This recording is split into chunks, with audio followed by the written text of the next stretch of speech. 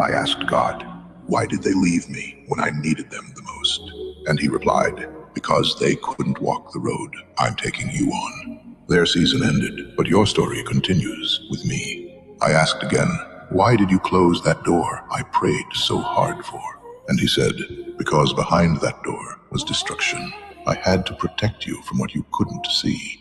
Struggling, I asked, then why did I have to go through so many rough roads, so much pain? And he answered, because smooth roads don't build strong warriors. The fire that burned you is the same fire that's refining you.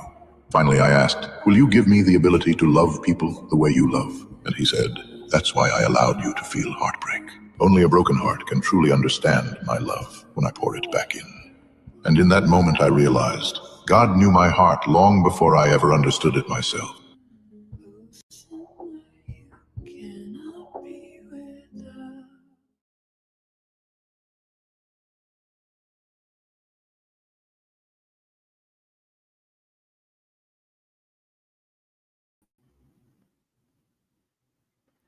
Hey everybody, good to see you.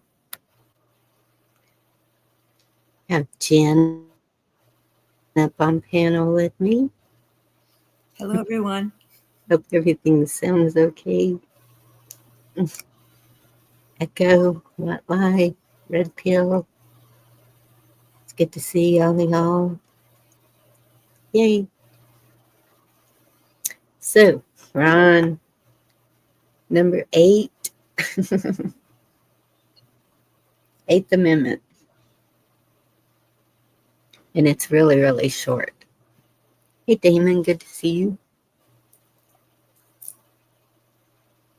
So how are you doing, Jen? Before I get all into... Doing good. Standing my ground. Like everybody else. Everybody, like everybody does. How about you? Doing okay. Hey Benjamin. Went to town and took care of a bunch of business, and Yeah. So it was a good thing. Good. Good. Good to see some people that I haven't seen in years. Wow.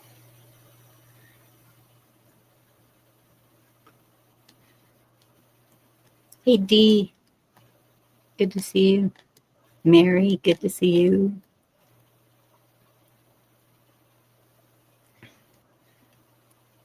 It's like seeing the whole gang is here. This is so wonderful to see this, Mm-hmm.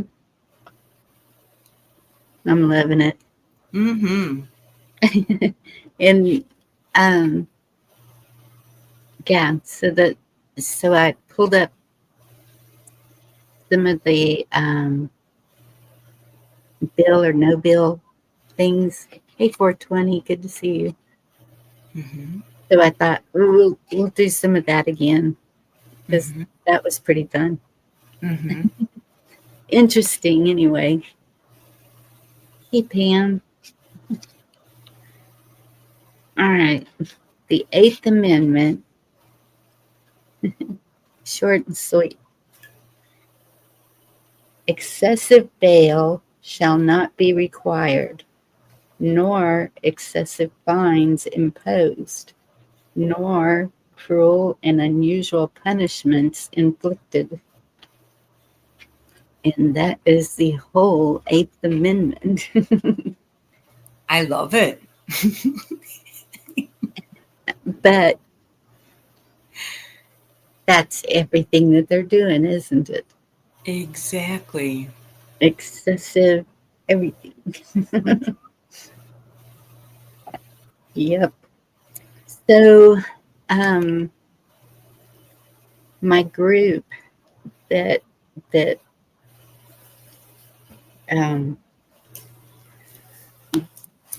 gives me some things every so often posts. So this one is from Australia, and it's from the Western Australia Police Force.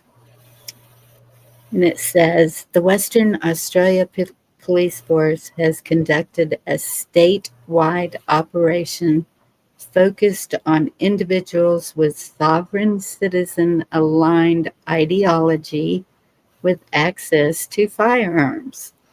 Police removed a number of firearms and ammunition from premises across metropolitan and regional Western Australia as part of the operation.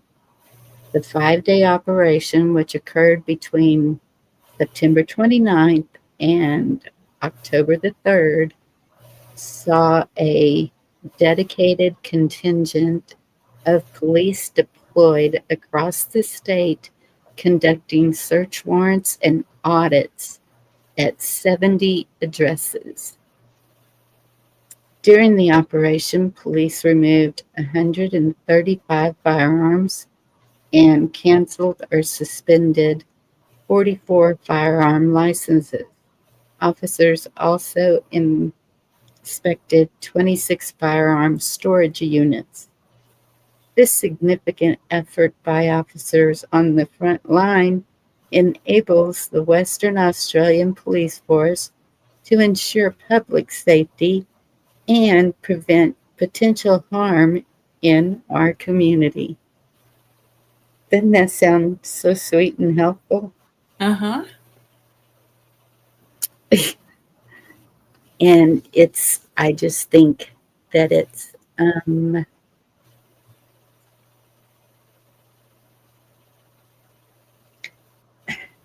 I look at these other countries because it's like, if they try it somewhere, it's a test, right? That's the way I see it. I could be wrong. It'd be charming. Good to see you, huh? And here we call that the hunter's moon. Yeah. Hey, Nomadic Brick, good to see you. Hi, Britt. Yeah, in Wisconsin, it's called buyback. I'm sure they have it, in other states, but they call it buyback. Mhm. And they turn those things into garden tools. Do you believe that? I don't know if I believe that. Oh no, it's real. It's real. I think they resell them, but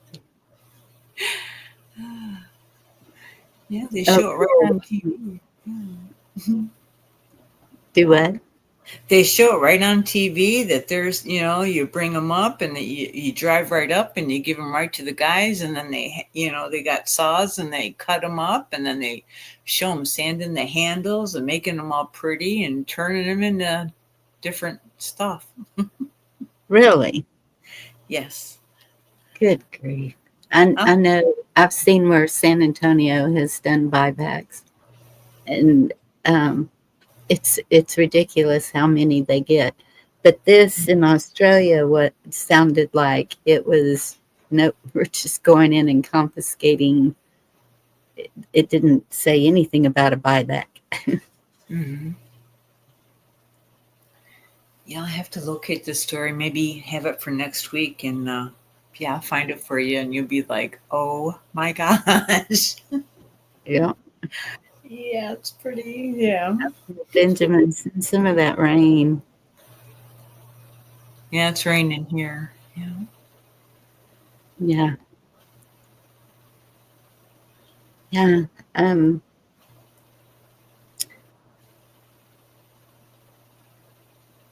So is there anything else we want to say about the Eighth Amendment?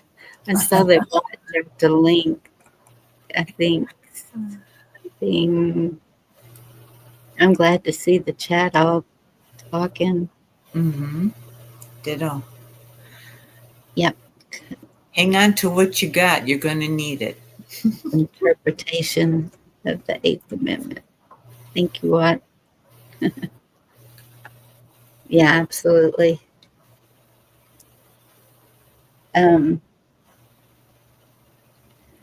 Now I just saw where Texas, Governor Abbott just ordered, I think it's 5 different species of animals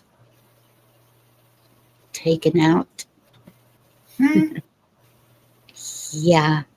I was like, what is this? So I saved it. We might get into that tomorrow night. It's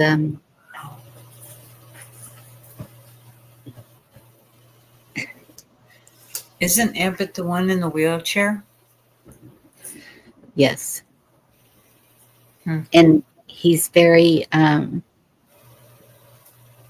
pro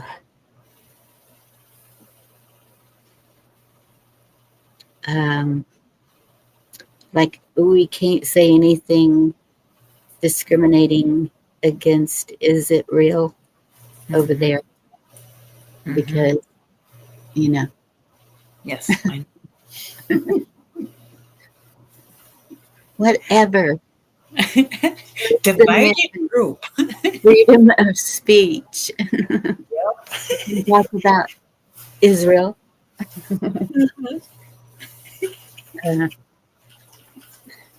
And that's the thing. We've got to quit being scared. Uh-huh. Or yeah, just no. Yeah, I was pretty proud when we were in my village meeting tonight. It was like a secret meeting, I was telling you.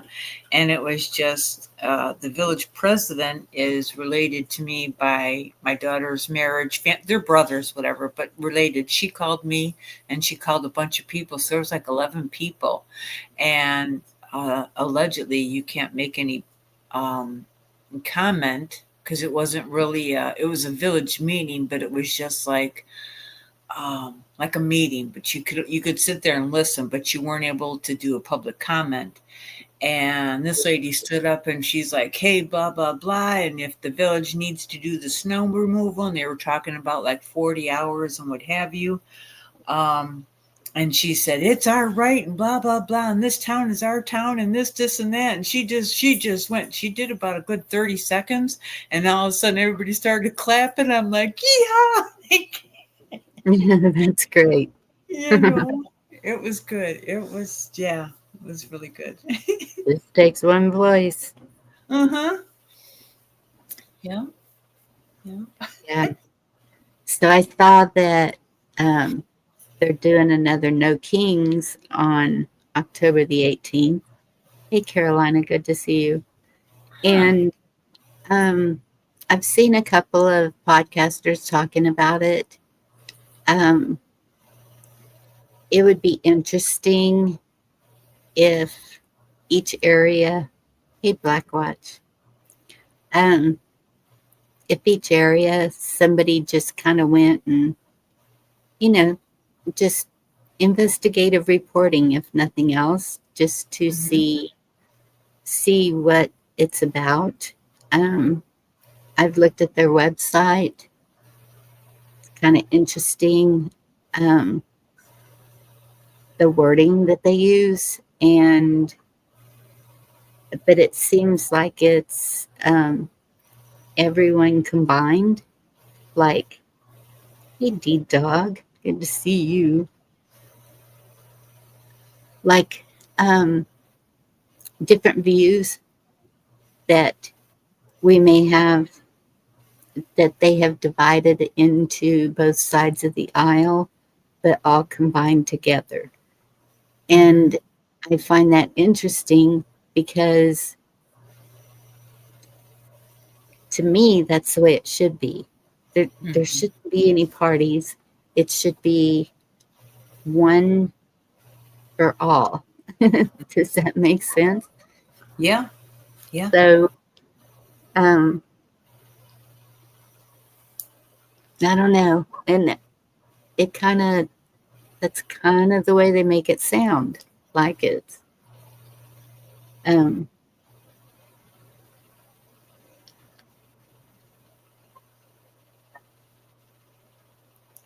Well, I went to that truckers, one of the trucker movements. I had drove, I think it was 3-4 hours from where I live up north just to be on the bridge and I had my signs and that video recorded. Oh man, it was cold. But I was trying to do live and I was trying to hold my computer and trying to talk to Dee. But yeah, that was yeah. I didn't know how to operate. I had I think one of those flip phones, so I couldn't really do much. But Yeah. you know, it was nice. It was yeah. It felt good to belong. In Echo, from what I understand, that started out with having the the the first attack was on Christians. Mm-hmm. Yeah. Yeah. Question: are our holidays going to be calm and bright? My answer to that would be as much as we make it that way. It's going to be a hard one for me, but I'm still going to help participate in the festivities. Mm-hmm.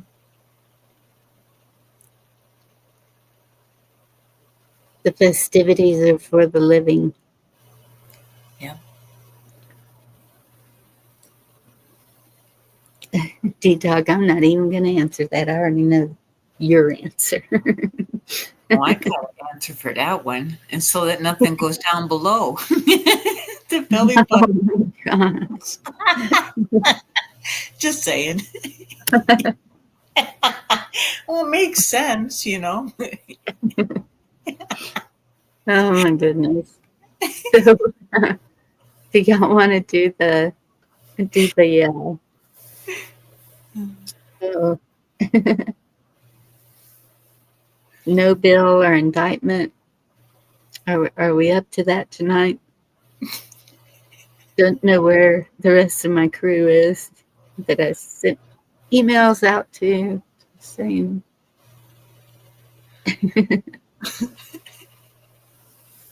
Well, if anybody has PBS, right now the American Revolution is on. Just saying. I have it on as background. So education is important, you know. M&M's. Oh my god. Ah, jeez.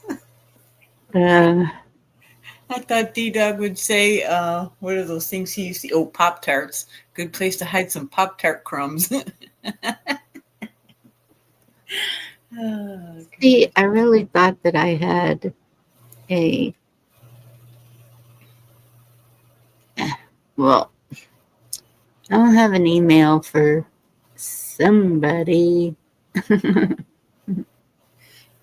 I think D said BRT, be right there, a company or something. So Yeah, that she had company. Mama said alligators are ornery because they ain't got no belly buttons. I'm not eating vanilla wafers. Vanilla. Listen to me. Vanilla. Yeah, Pop Tarts are bad. A lot of stuff is bad.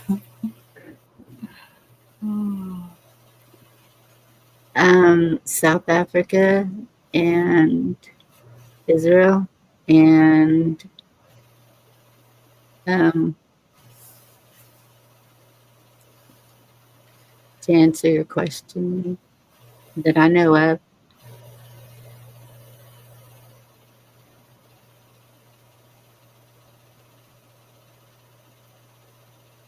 Yep, Pop Tarts are bad. Vanilla wafers are bad too. Yeah, we'll go ahead and do the indictment. And okay, let me see. I need to share it. Mm-hmm. Share screen. I've got it ready to play. And y'all remember, some of these can be kind of so just be prepared. but let me enlarge it so y'all can see every detail. And then it should case number 1.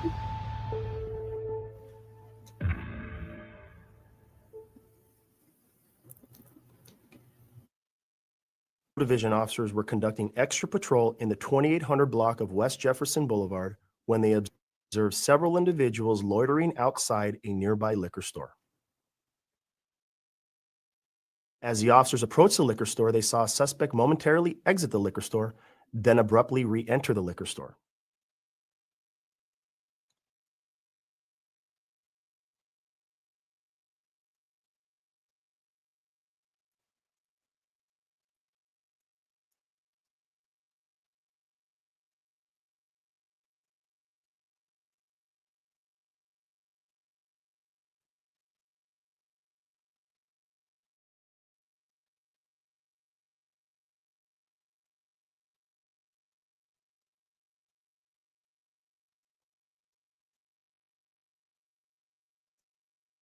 While inside, the officers made contact with Salah, who appeared to be concealing a firearm in his waistband.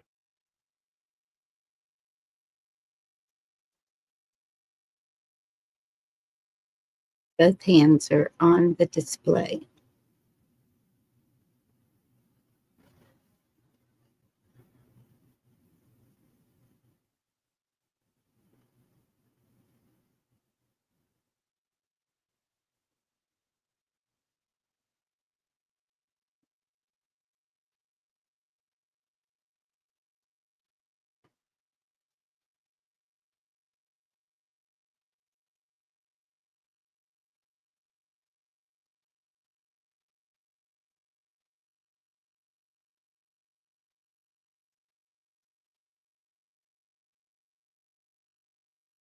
I don't have no weapons, sir. Just relax. Hey, Just calm down, bro. Just calm down. Hold on.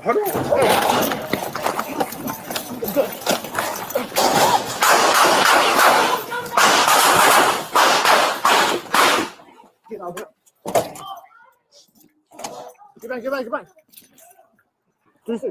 3 shots fired off, so Jefferson and Ninth Ave.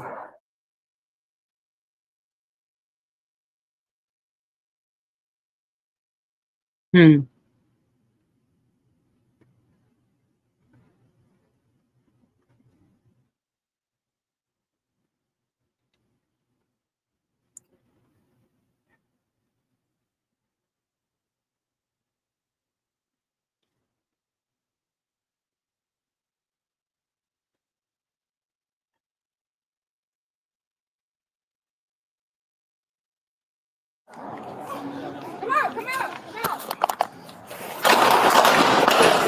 out. Get back.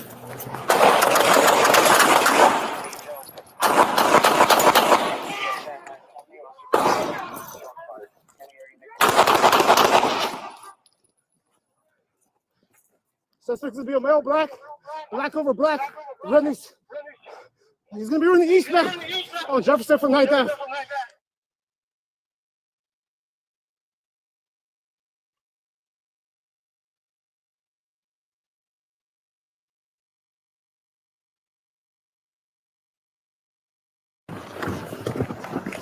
Oh, yeah. And then it could.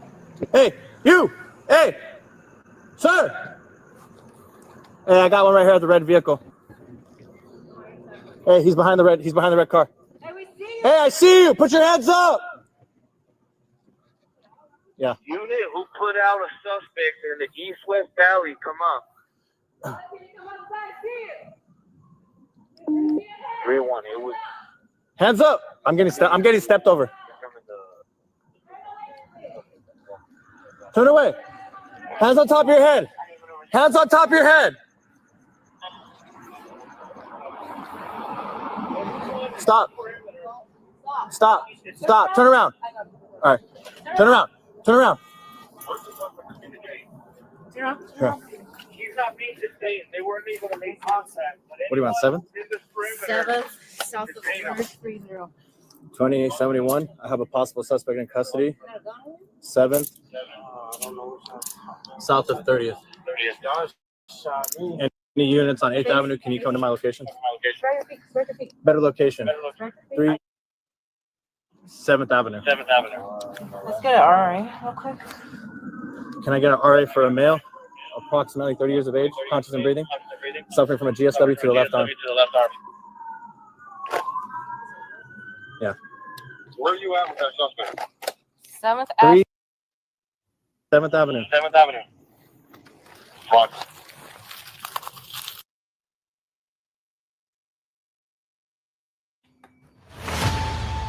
All right, folks, that's your first case. Okay.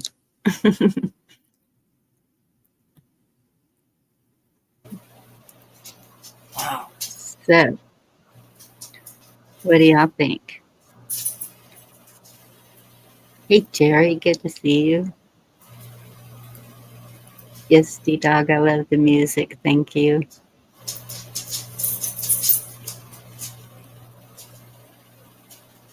Look like to me, it's, shoot first and ask questions later. That's, yeah. See, and that's okay. So we're gonna deliberate on it. Is that what you call it? Deliberate? Okay. So if I'm standing in a store and I'm looking at the pastries, bent over with both of my hands on the pastries, officer comes in and just starts.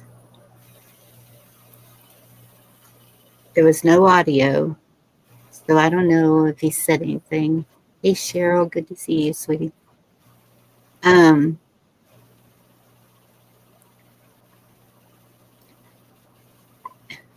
And then he grabs my arm. Am I gonna feel attacked? Yeah. I don't know. I mean, I've never been in that situation. They weren't called to the store. They were driving by and saw the 3 people standing outside in front of the store. And so they decided to stop and check it out. Granted, he was carrying, so he could have been there to try and rob the liquor store. Mm-hmm. But I don't know. I kind of feel like it was provoked. But and that was a lot of firepower. Yeah. In a small spot. Yeah. Yeah. I don't know. Yeah. So, go ahead. Sorry. no, go ahead, and if you're gonna say something, please. Well, like, I know there wasn't much video sound, but just from what I visioned, it like he just came in there, grabbed him. Like I said, shoot first, ask questions later. It just happened so fast, and that's how it was. And it was, I'm not trying to do comparison, but I was at my village meeting tonight. One of the gentlemen sitting there, I was mentioning what happened to me a few weeks back, and he goes, if you raise ruckus in here, he goes, you'll be arrested in the village meeting. And Oh, wow. I said, oh, wow. Yeah. And I said, well, what, for standing up for my rights? And he just sat back in his chair. And I said, we have to speak up. What they're doing is wrong. And he kind of sat back and just listened. And then everybody started to applaud when that one lady stood up. But yeah, people are sitting back and some are standing up. And I'm a stander-upper, so are you. Yeah. But yeah, it was too bad. Yeah. And this is where that video that I showed last week, the so the Supreme Court justices saying anyone across the United States can carry, no permit, no license, all of that. So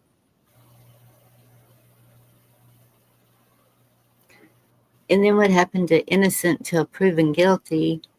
Of course, that's not up to us to judge. So an indictment, what this would do is then if there's a no bill, that means that everything was done lawfully. The officers handled it lawfully. If there's an indictment, then that means that it would go before a grand jury for the jury to decide whether the officers were out of line or not.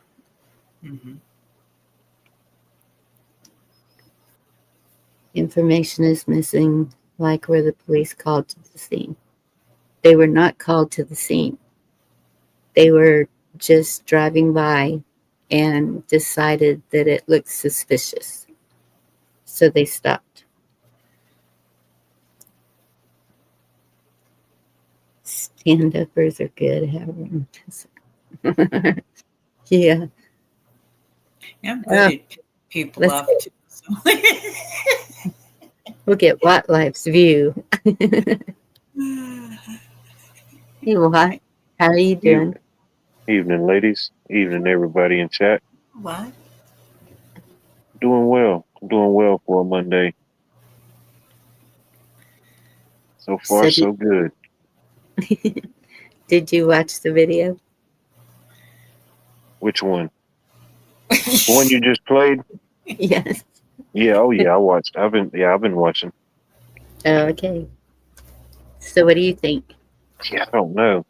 I mean, it definitely seemed a little aggressive because I know from my understanding, when the video started rolling, it said that the deputies were deputies or officers, whatever. They were allegedly just on patrol when they spotted. They said they spotted several individuals loitering in front of a liquor store, and I guess that's what provoked them to pull over and see what's going on. But I mean, even then, I mean, somebody just standing on a sidewalk or a street corner. I mean, if they're not directly causing any loss or injury or harm, I mean, it's a public sidewalk, you know. Yeah.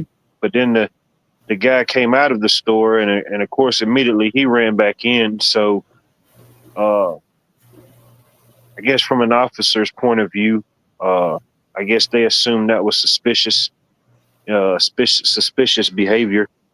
I guess they felt like they needed to investigate further, and then they went in there, and it just like went 0 to 60. But yeah, even though he was armed, that was a lot of bullet fire. It's hard to tell from that video, not as much audio, how many came from the suspect, because it was clear he was firing back. And it seemed like every officer that was right there was firing. So I don't know. Either he's went into the Matrix mode, or they're just really poor shots if he only took one shot to the arm or all that bullet fire. So Right. I don't know.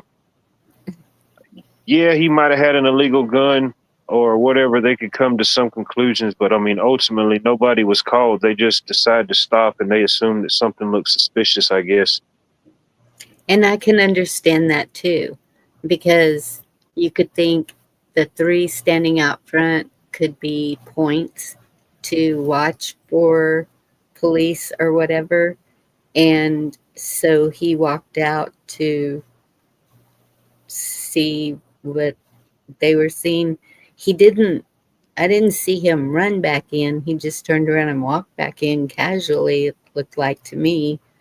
Yeah. And, who knows the history? That may be a hot spot. You know, they might have, in their mind, they might have recognized him as somebody, you know, or there might have been some type of history. You never know.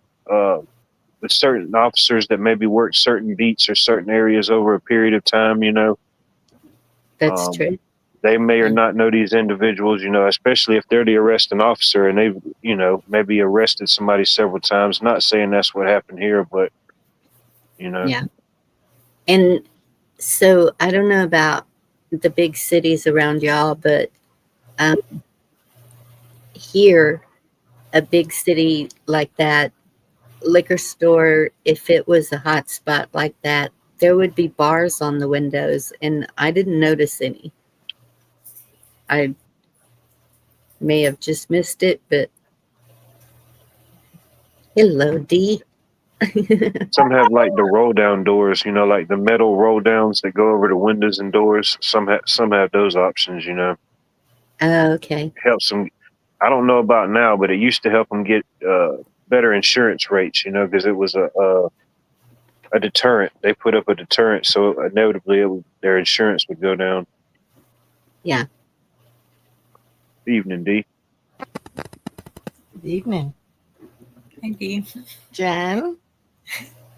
Yeah, I almost feel like holding up a sign. I look suspicious. Go ahead, make my day. I got a couple pre-made if you want one. Search me. Not Search gonna me. make a Go ahead. sign.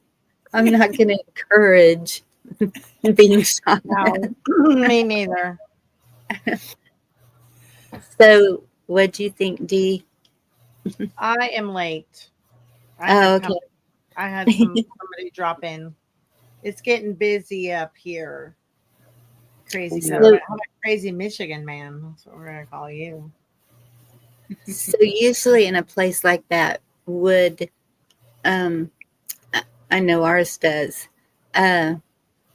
If the person working behind the counter felt in danger or threatened in any way, they have a button.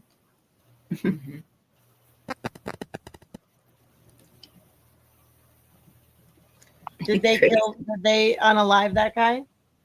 No, there was a lot of lead flying, but he only got one to the arm. Yeah, I think he allegedly only took one GW to the arm. Hello, everybody. Hi, Mary. Well, Be Charming says too much speculation trying to come to a legal decision. We're really the ones that are supposed to be able to make these decisions. We're qualified.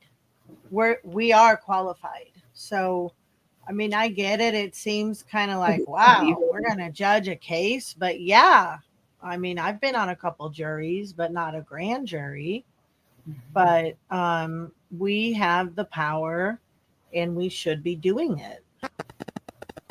I mean, of course, if it was the real thing, we'd have more facts, more evidence. All the things we're asking now would be presented in front of us. A lot of those critical things are hard to determine just by video, even though if a picture is worth 1,000 words, how many is a video worth? But still, you still have to be presented with some paperwork, facts. I don't know, maybe previous arrest reports, whatever they're using to build their case. Yeah. But, you know, evidence it depends when evidence is presented, because sometimes they're not even allowed to use it if they found it after the fact of what they're going to present to the grand jury. Yeah. And it is a lot looser too. You know, I mean, I'm okay with rules as long as they apply for everybody. You know, they say, well, you can't present your evidence, and they bring some backdoor evidence in, you know? right. And Evidence is key. Cheers. Good to see you. so this would be the pre-grand jury decision. And so what we're deciding is were the officers out of line, or did they handle it well? Right? I'm not And even sure who fired first. It was hard to tell because, of course, a lot of that video was muted. It was just visual, but I mean, even still.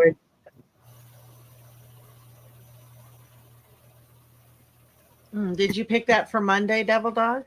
Monday. I mean, I could use a dumbed down version of everything. I'll take it. You know, is there a 5th grade version? I want it. Like when I bought How to Learn How to Crochet and Knit, they had it for tweens. I said, cool, I'm a tween. I qualify. Do you want me to go back to it and go slow-mo at that part where one was pulled? Or No, I think it was even then that they was kind of shuffling, moving around behind the shelf. Yeah. You know, not unless you wanted to. That'd be up to you. Maybe the one our mother warned us about. I'm scared. I already know what my decision would be on this, but What would it be? No bill or an indictment? indictment. Yeah. But what do y'all think in the chat? No bill or an indictment?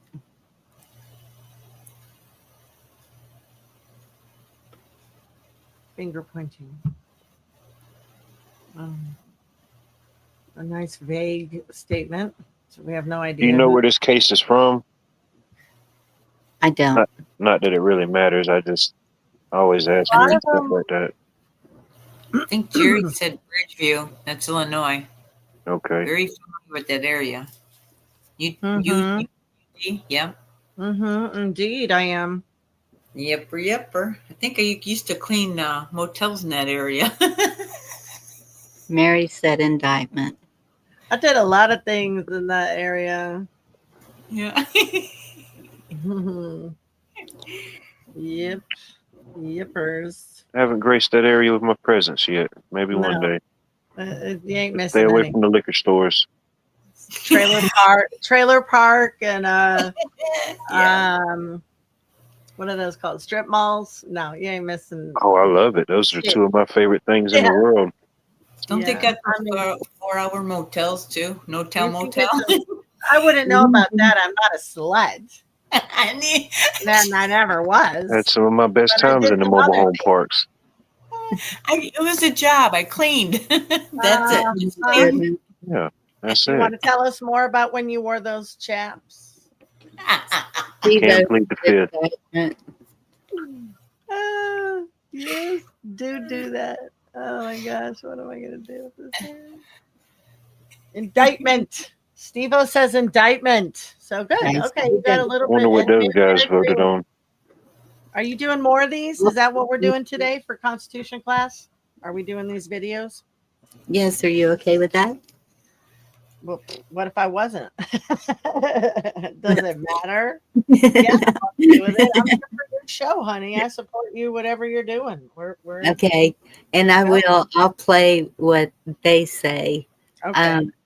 And so y'all can see, Yeah. because these people that they pick for the jurors, and these are, a lot of them are law enforcement or work for federal agencies. Is that Alex Jones at the top of the panel up there? Man, Wow. No, it might be. I think that's Big Ron. Oh, yeah, he looks like a big Ron. Hey, Sharon, good to see you. So a lot of these people have like legal background. Some of them. Well, And that too, but a lot mostly of law them enforcement. Mostly law work- enforcement. yeah, a lot of them work in law enforcement. Yeah. So Dee and I go in the chat and cause trouble. I don't believe it. Mhm. True. But we had Judge Willie Brown one time. Yeah. Yeah. The Yeah, TV show we judge. did. We should, Yes. yeah, you could get some of those. You could pull some of those up if you wanted to. That That's was true. less than a month ago. He was on that show. Yeah, Sean about goes that? in there. Ricky, I think, sometimes Vex. There's some people that Judge pop in. Joe Brown. Judge Joe Brown. Wow. Yes. How about that? Did I say Willie? I might have said Willie, but I didn't That's know. all right. You know, Judge you get a Joe free Brown. pass. Okay, so You then were it's late. not You didn't know. no, but it's not Sweet Baby Ray's barbecue sauce because he also makes a barbecue sauce. But he's Southside Chicago, I think. Yeah, I remember his show. Excuse me. Yeah, Hey, there's Shirley, Sean. good What's to up, see buddy? you. Good to see you. Trying to get a shower in. You stinky Getting in non. the show. Stinky Okay, Yeah, let me go back to it because I think Yeah. they haven't even did the deliberation yet or anything. So Well, I come from a lot of law enforcement and first responders too, Mary. We're not against that, but it's just surprising how, from the constitutional perspective, law enforcement needs to pivot a little bit in this. Some of these, like to say, if you don't comply, you must die, is one of the first things I heard someone say. yes, So some of it is a little bit like, I don't know, bootlickerish, a little too much, which I hate to use that term, but it is. over the top. It's It is. I understand law enforcement and how dangerous it is for them, but at the same time, it seems that they have been given extreme power to react in situations that previously would have turned out a whole lot different. I'll be right back. Just saying. But I'll play some of that so y'all can hear how they do it. I've been on one jury and requested to never again.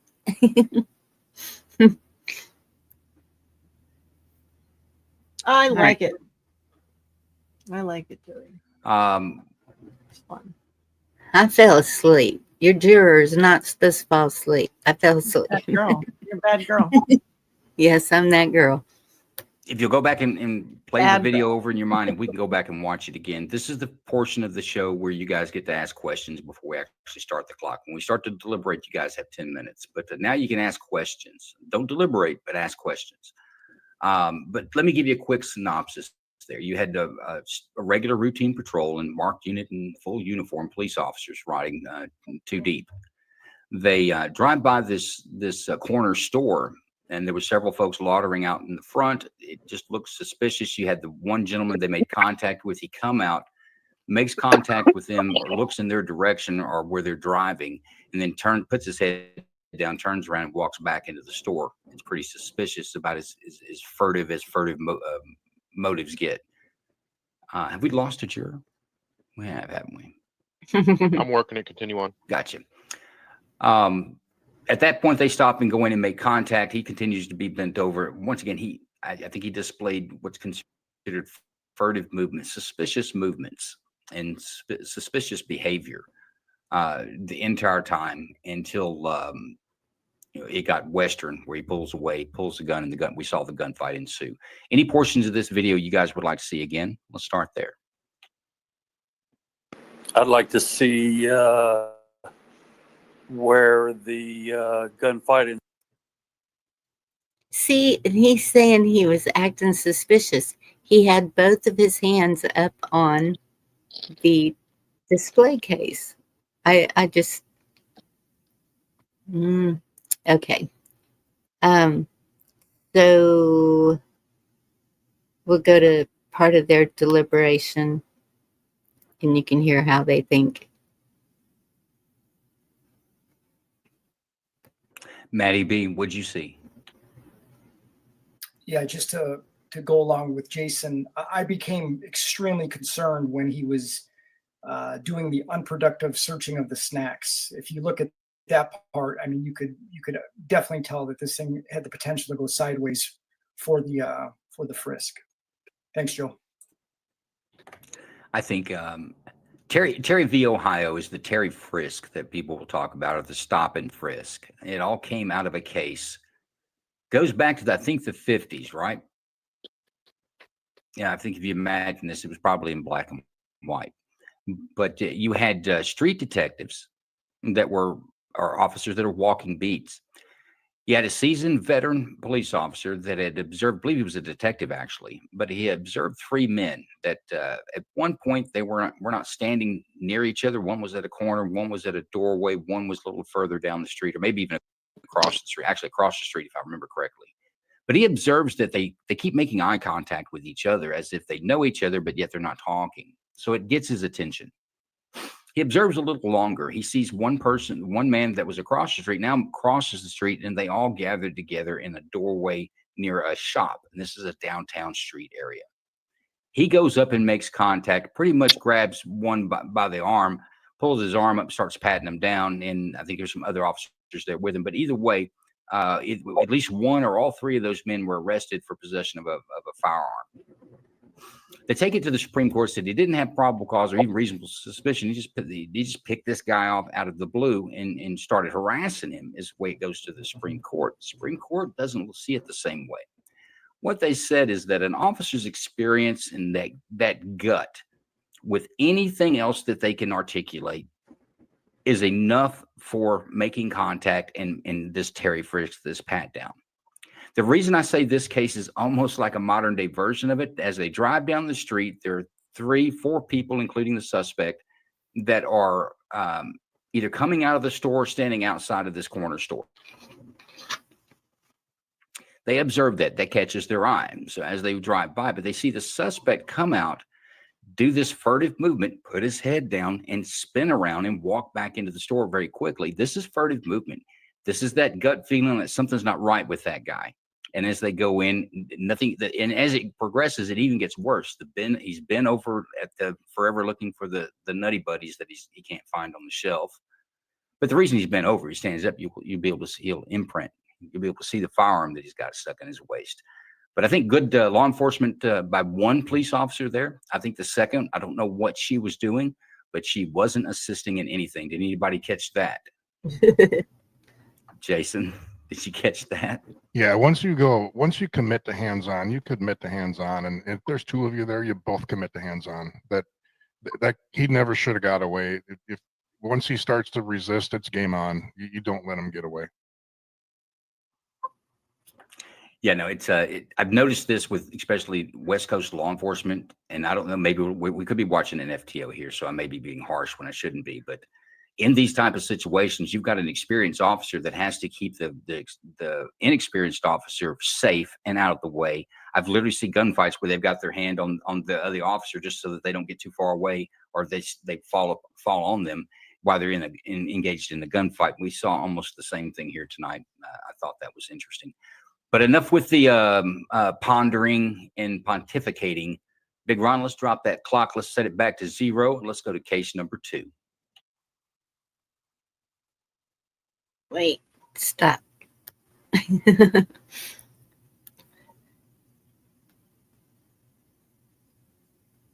So I think that they all agreed with no bill on that one. And because of his explanation,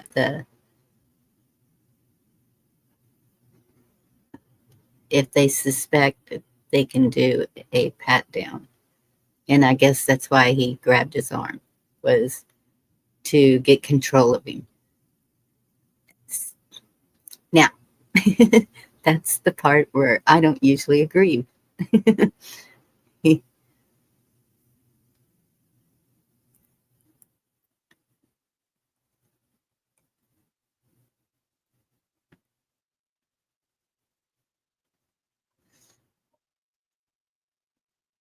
Right, Echo. They saw him outside the store too, and he ducked back in. Don't go, rest. You see kangaroo courts on TV. Yep.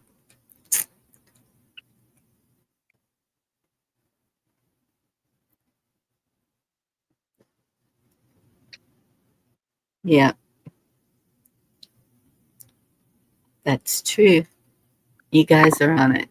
Okay, we'll go to the next one. Agreed? What's That was that? we all agreed that Yes, was an ma'am.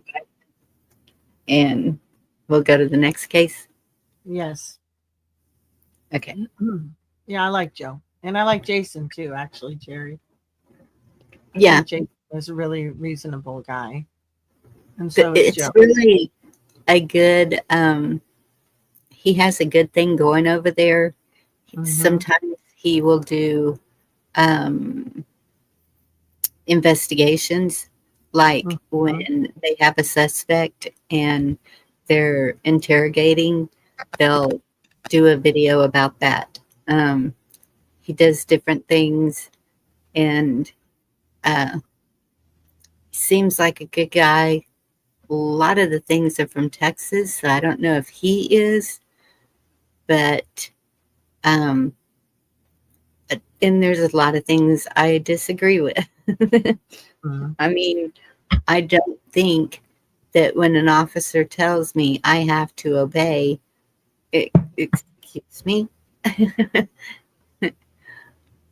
And I think that's where a lot of us have conflicting views, is obey or not.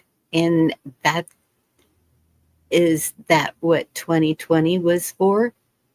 Hey, Lady Smith. Use good to the see word comply, and both are. Yes, It's comply. like I want to comply with lawful orders, but 2020 was about seeing that a lot of them were not complying with lawful orders themselves, and Yes. that was quite Yeah. shocking. Yeah. And we're still seeing it today, even with these protests. Yeah. They're okay, they're being told to stand down, I believe, and that's what they're doing. And so to the public, it looks like these protesters are, well, it doesn't look like, a lot of them are, spitting on them, hitting them, whatever, saying whatever they want to them, which the First Amendment gives them that right, as long as they're not threatening them. So I think that a lot of what is shown to us is shown on purpose to make it look like it's all the same. It's all the police are being brutalized, I guess would be the narrative that they're really trying to put out there.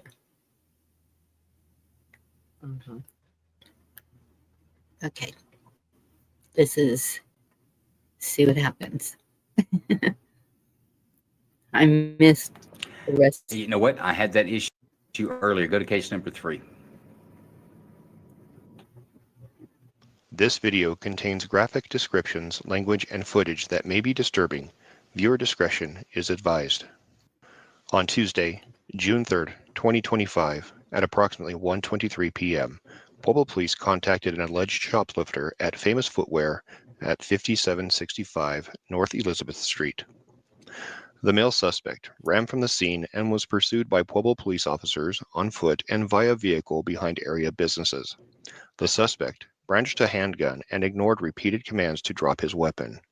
After failing to comply with commands and running toward an occupied vehicle and building, the suspect was struck by the Pueblo police vehicle.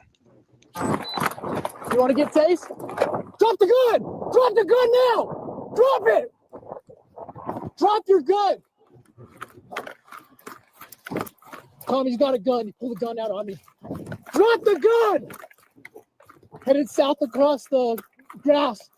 Careful, guys. He's got that gun in his hand.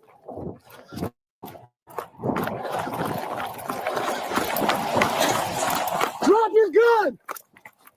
Rated up wheels, calm towards CDA office. Still got a gun in his hand. Drop your gun now! Drop it! Drop it! He keeps running appeals. He's walking now, calm, but we have no cover out here.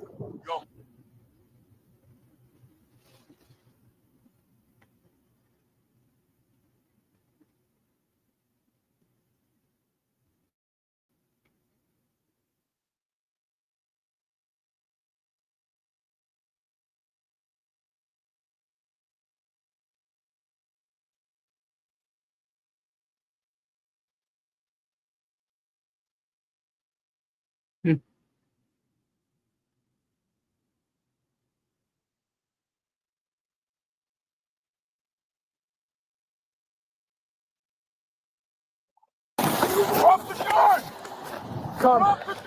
Dice is in the truck, following him northbound towards CDOT office, CSP office.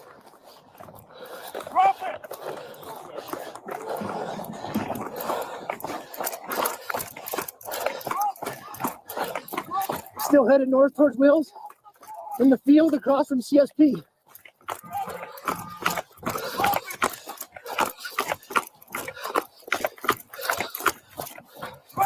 Careful, guys.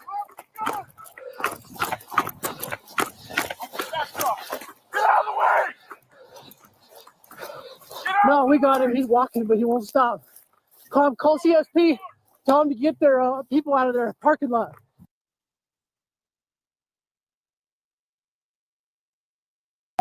Drop the gun! Drop the gun! Drop the gun! Drop it! Drop it! Don't let him get over there. Davis, you're taking my son away. Drop it! Drop the gun! Drop the gun! Drop it!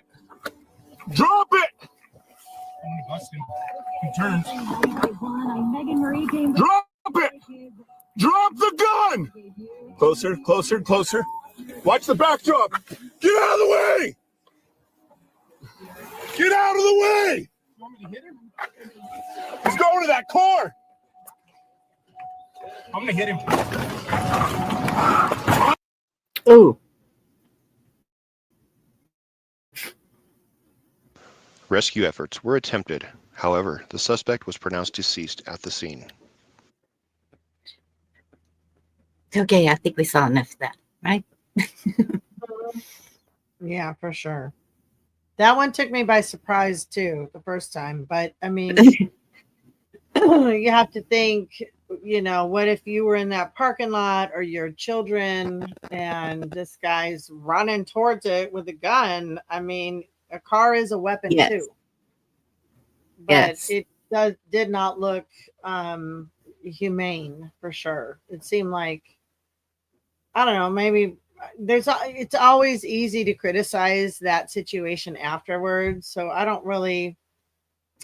Hey, Moonchild.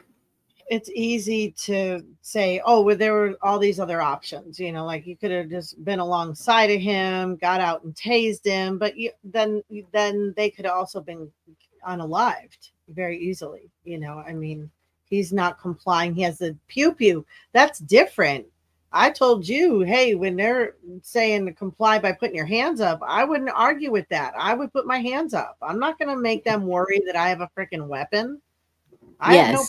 problem doing that at all. Like, I'm not going to make their job harder or make them think I'm any way a threat to them, you know, but also I'm not going to be their bitch. You know, I Right. want to have a good, lawful interaction with them. That's going to be my new saying if I ever I haven't encountered a police officer in years. So, but that would be something I might say. Maybe not. I don't know. But, Yeah. you know, that's a tough one. I don't know. What do you think about that? What? Did you see that shit? It's kind of wild. Kind of wild. That was a wild one. Yeah, I don't know. Well, he should have put the gun down. I mean, you I know, mean, it but was- did the officer ever really say drop the gun? about I'm just 1,000 kidding. times. I'm totally kidding. I'm just kidding. What else could they have done? I mean, like I said, they could have parked alongside of him. They could have blocked him.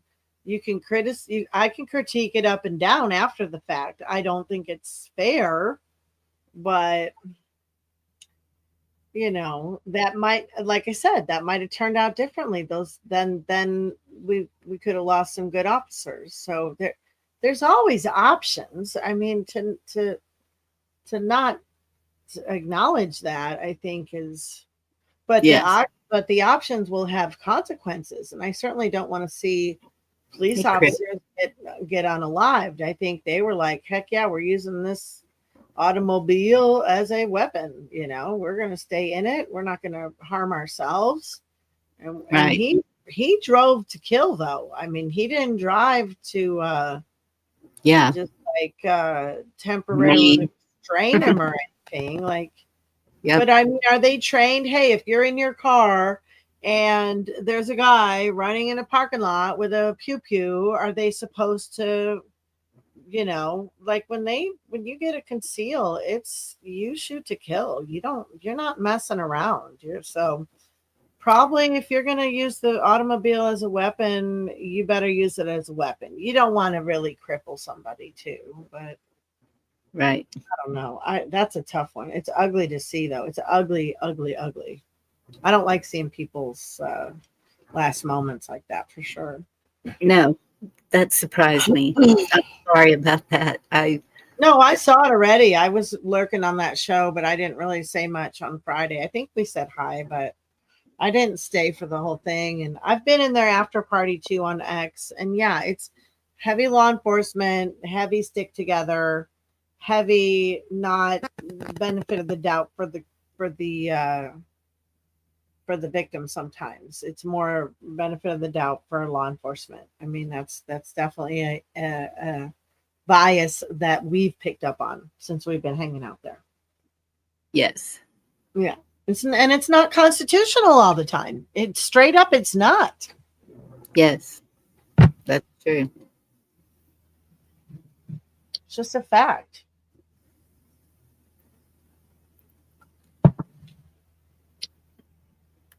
Oh, thank you, Jen, for being up here. What happened? Did she say You're goodbye? so Oh, I listening. think she left messages in there. Yeah. Love you, honey. Good night. I don't know. That's a so no bill, but excessive, maybe. To consider anything to be a fact. They consider almost anything can be considered for it. They have qualified immunity, but they can still have to go up against a grand jury. Their actions will still be judged. That qualified immunity doesn't mean that. Oh yeah. That they can get off on everything, but I mean, We've Lauren. Hey, Yeah. Lauren, good to see you. We've seen some of them where he'll tell what happened, how the jury determined, and a lot of times when all of us are in agreement that it's an indictment, then it goes before the grand jury and they're let go. We have also seen where they have done an indictment. They've found them guilty of using excessive force or whatever. So, But you know what? That one where the officer punched the guy's car, that one was pretty. That one was where a lot of their comments were just like, they weren't basing it on the officer's behavior. They're basing it on the criminal. And I get it that in some way you do, but these grand juries are to judge the law enforcement. And Yes. if they are acting lawful, because they're not always lawful. They sure the hell weren't in Humboldt County during 2020. and that's what a lot of them even say, they need more training, or, they'll dissect the officers also, the way they handle each situation. And so I'm going to go ahead and drop the link for his channel. Well, this is probably for the video, but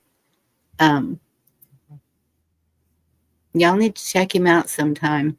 I know for sure he is live on Friday evenings, 8 p.m. Central. I think is the time. Are Is it 6, you okay, sorry. 6 p.m. your time, Dee?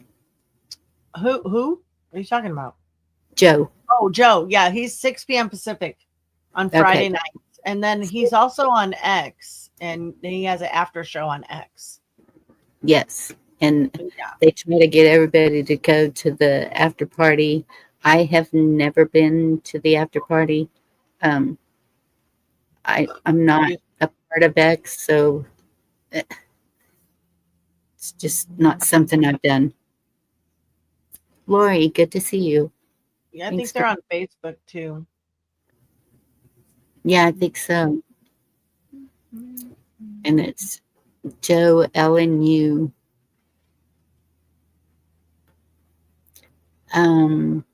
Okay, let me If you okay, yeah. When you're done with this, I think I just forwarded you. Yeah, I think I just forwarded you forward.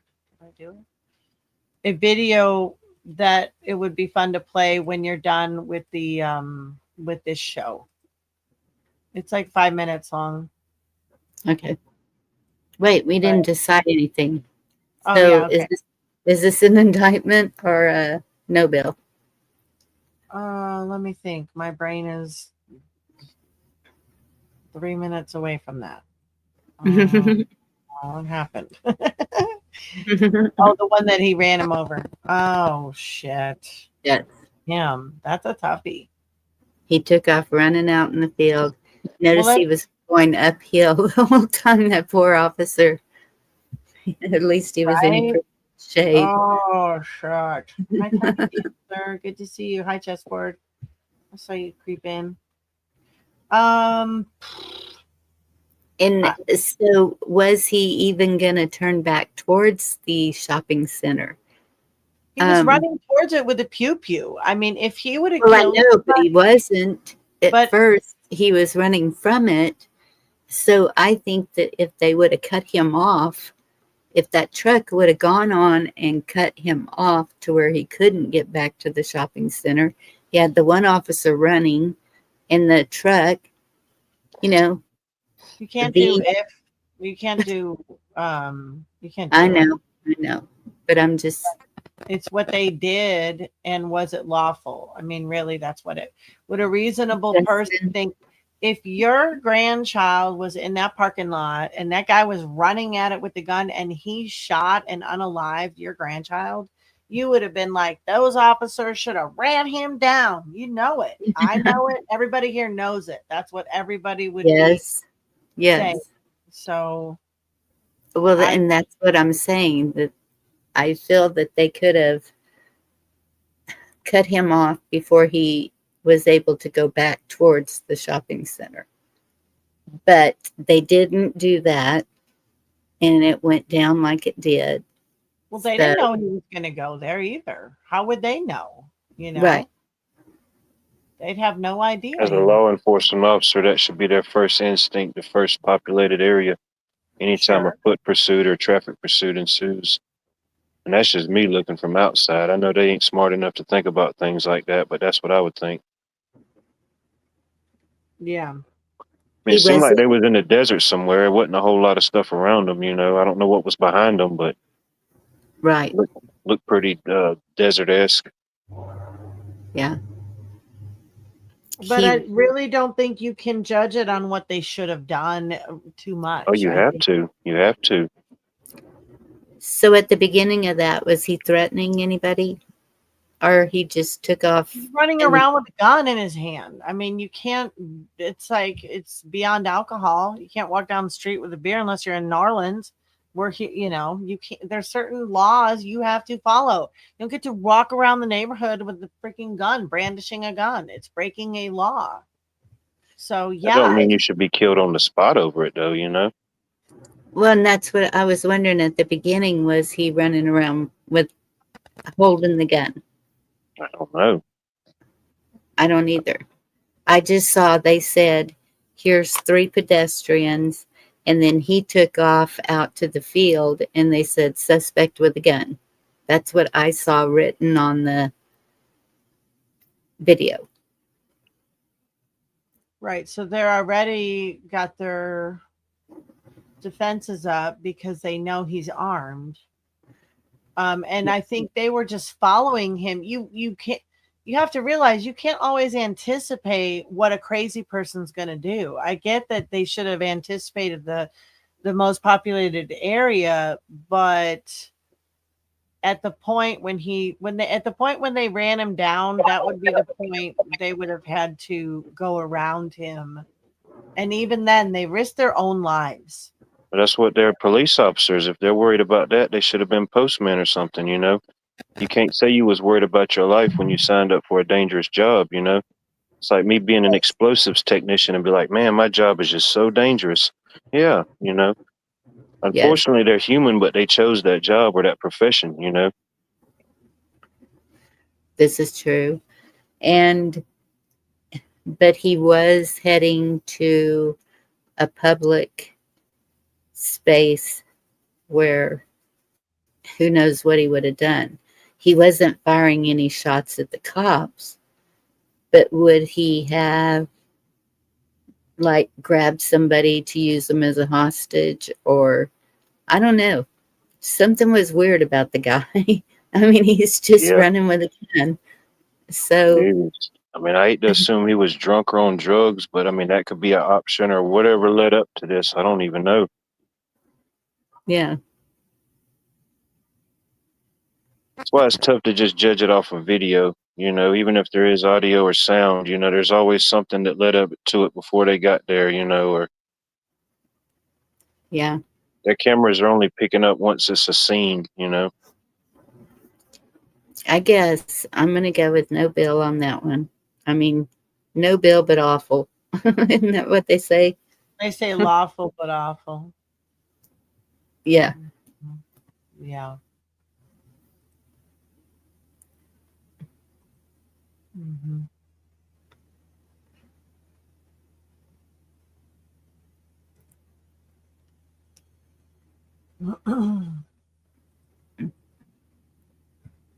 Suspects have smartened up. It'll be interesting to know the back history. True, Sean. They didn't really say he wasn't robbing or stealing. They were just standing out there at the road. Do you want me to go back to that? Maybe I go will. back to the beginning, because even I will, because there's some it's speculation. Was he just armed and trying to run from the cops? right. It was iffy. Right. Okay. There I it is. think he was brandishing. It seems like they were called. I mean, I don't know. Let's see. Earlier, go to case number 3. This video contains graphic descriptions, language, and footage that may be disturbing. Viewer discretion is advised. On Tuesday, June 3rd, 2025, at approximately 1:23 p.m., Pueblo Police contacted an alleged shoplifter at Famous Footwear at 5765 North Elizabeth Street.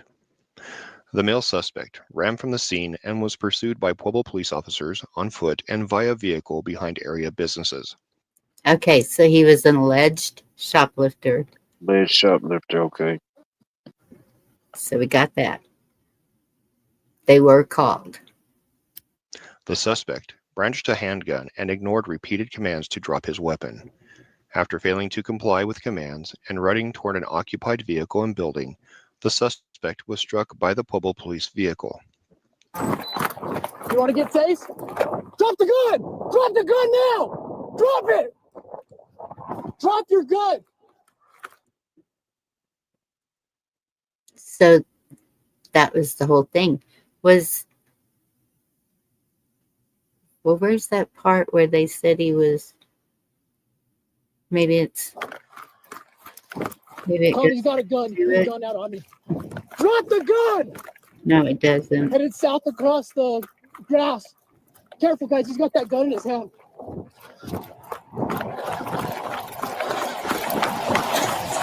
Drop your gun!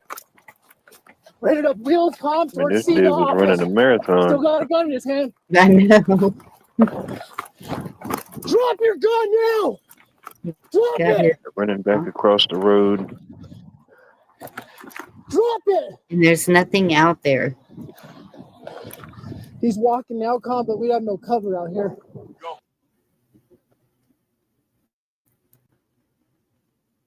So this is the surveillance camera. Okay, this is what So they're out here at the road, pedestrians. Okay, I'm guessing after he fled the store and they chased him across and he ran across the road, maybe. I guess. Oh, okay. Yeah, he was already Okay, that's across the road. Okay. So the Drop the gun! Drop the gun! Guys, so the pedestrians went running towards the building, not knowing if shots were going to start flying. Yeah, I don't blame him. Back up, get out of there. Yeah, but he never did shoot at the officers. That's what's so weird. Huh. Oh. Yep, shoplifting with a gun is a no-no. True. He's breaking the law. So I'm still saying no bill. What do y'all say?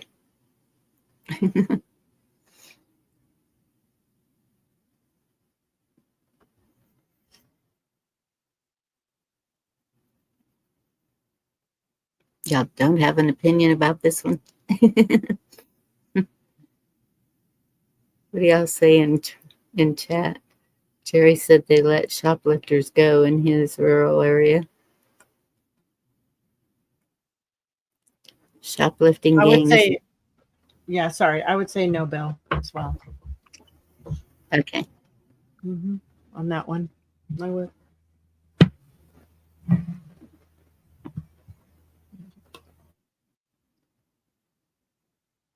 No, they didn't. They didn't shoot him, Lori. They ran over him.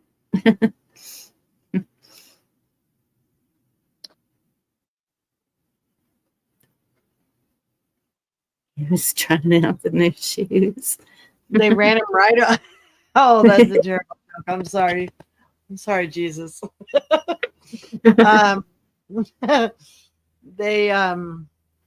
They ran his ass right over. They did. Yeah. They were like, no, buddy. Our vehicle's a weapon. We're taking you down. So shoplifting with a weapon would be considered armed robbery. Well, no, only They if didn't you. say he brandished. He didn't say he pulled it out in the store. He said he pulled it out Yeah. once the foot pursuit began. Not the same. But I mean, Yeah. of course, if they didn't run him over and he was arrested, he'd have a slew of charges. You know, attempted shoplifting, probably whatever hell they yeah. say, brandishing a gun in the commission of a crime. If he had previous charges, now it's felony in the possession of a weapon. You know, it's a whole bunch of slew of things, possibilities. You know, and obviously he was arrested before because at the end of the video, when you paused it, it had a mug shot and it showed the pistol he had. So obviously he had been arrested before for what? Right. Don't know. Yes. Had a record. So, what do you call that? Obstruction of justice? Is that what they would call it with him running? No. Or No, I think that would be like evading the fleeing and police. eluding or evading arrest. That's it. Thank evading you, Mary. arrest. Yeah. Yes. Yeah. We should do that one where the officer punches the window too. And so which one is that? You want me to Is that- find it Sure. and send it to you? Yes. Please. Because that was the one we watched and we were shocked. We're like, oh my gosh, these people are wild. Is I it? don't know. It was like a month ago, right? Something like that. I thought it was the lady that we were like, well, it was that same video though, wasn't it?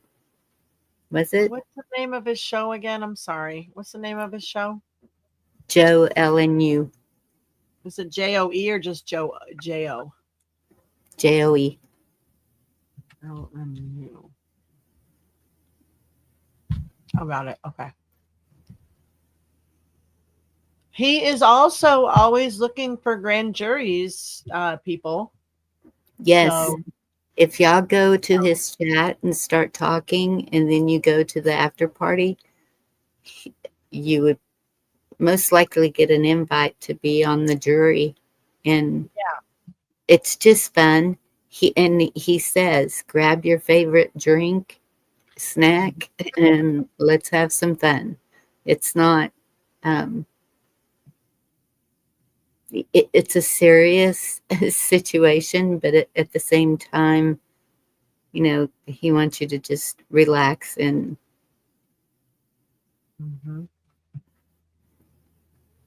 Oh yeah, and then he had Judge Joe Brown. I'm trying to find that. He also got taken down off of YouTube in the middle of our finding him. yes. So I'll have to find those videos. But if you want to play something else while I look. Okay, let me see what's next. Okay. Just zoom in past all that. And they're deliberating.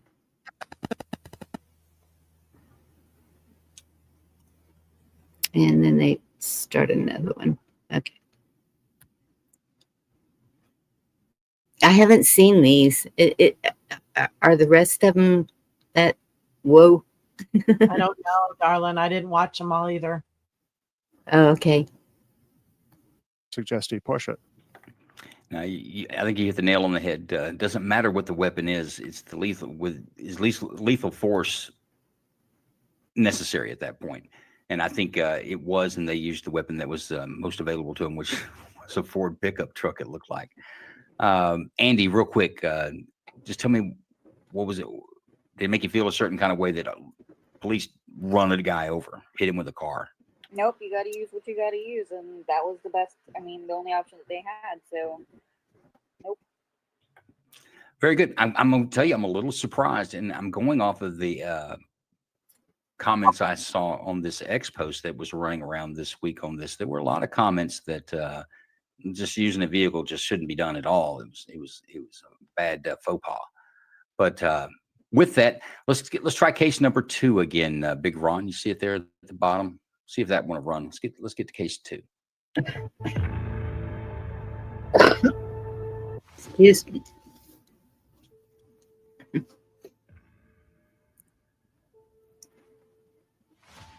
So as you see, a 911 call with a naked man chasing a woman with a knife near a location, an intersection Seaway Lane.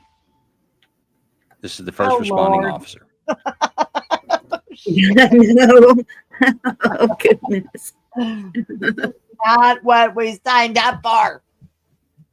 For those of you that don't know, the video equipment in body-worn cameras and even in cars, they record when you hit the button. As you just hey, saw buddy, how are you? It goes backwards and records the video for a while. I tell you what, you gotta drop the knife if I want to talk to you, okay?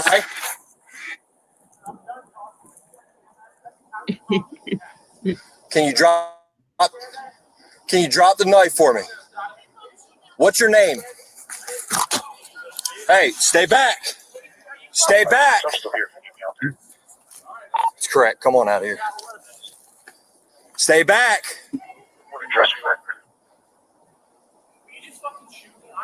I'm not shooting you. Drop the knife for me. Drop the knife. Drop the knife.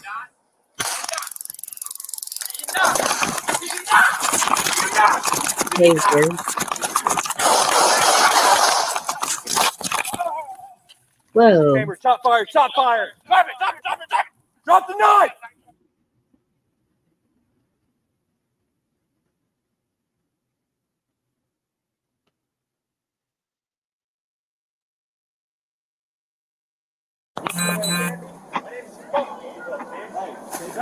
Hey, I got none. I got none. Friend, come on out here. Stay back.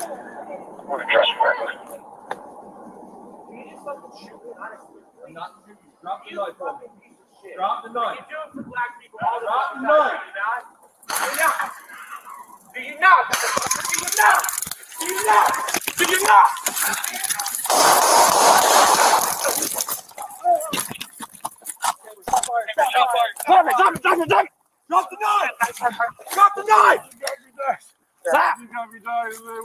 EMS. Start the EMS now. Oh my goodness. I can tell you all kinds of 50 things that are wrong with that one. Okay, go for it. Okay, first of all, you heard the taser. Yeah. Was the taser not reaching him? I don't But know. I got even so, there was an officer running in front of that man, and the other officer started shooting. That is, he could have taken out the other officer. That's a big no. That's a what?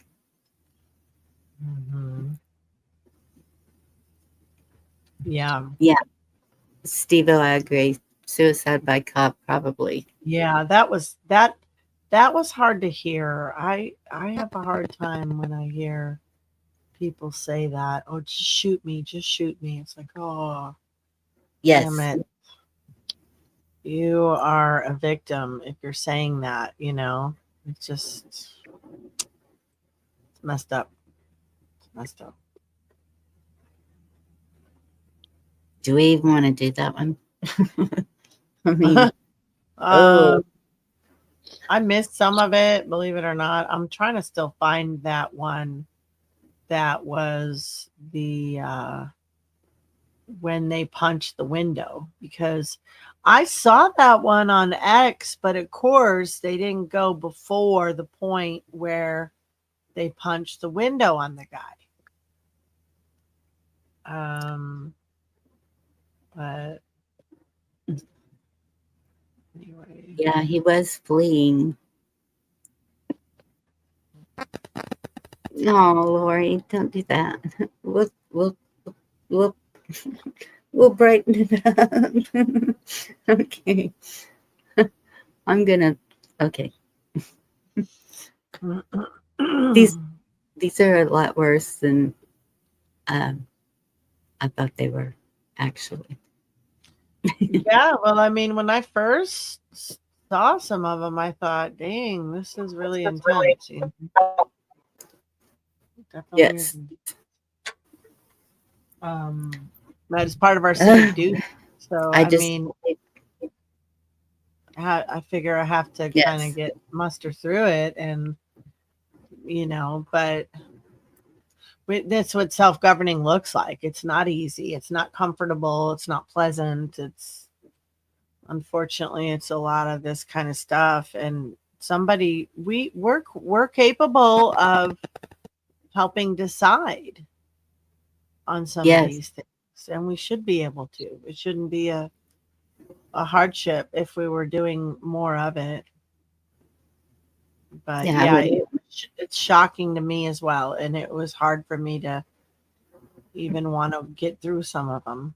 I don't watch the whole show anymore. I can't really do it. I can't. It's too much. Yeah. But at the same time, good to see you, Mindy. We're learning. I don't know. It's also good to know how other people are thinking too. Like I said, when we first got in there and we realized, like, oh wow, this is wild how people think this way, you know, like, you know, just if someone's homeless, sometimes that's it's almost like they're treated like a criminal right off the bat. You know, there's just some real stigmas and stereotypes that are definitely there. Yes. They're definitely there, and I didn't expect to see him there, but. And Cheryl, that's what he says. He says, you know, look for probable cause, and whatever happens, will your conscience let you be able to fall asleep that night? Will you go to bed with a clear conscience, thinking you did the right thing in that moment? And it's not like they do this like every call. It's just certain ones that get a little out of hand. Yeah, and sorry, and they also ask, what is a reasonable person? What would a reasonable person expect or Yes. think? Or so with the officers that ran that guy down, it's like, well, what is reasonable to think in that situation?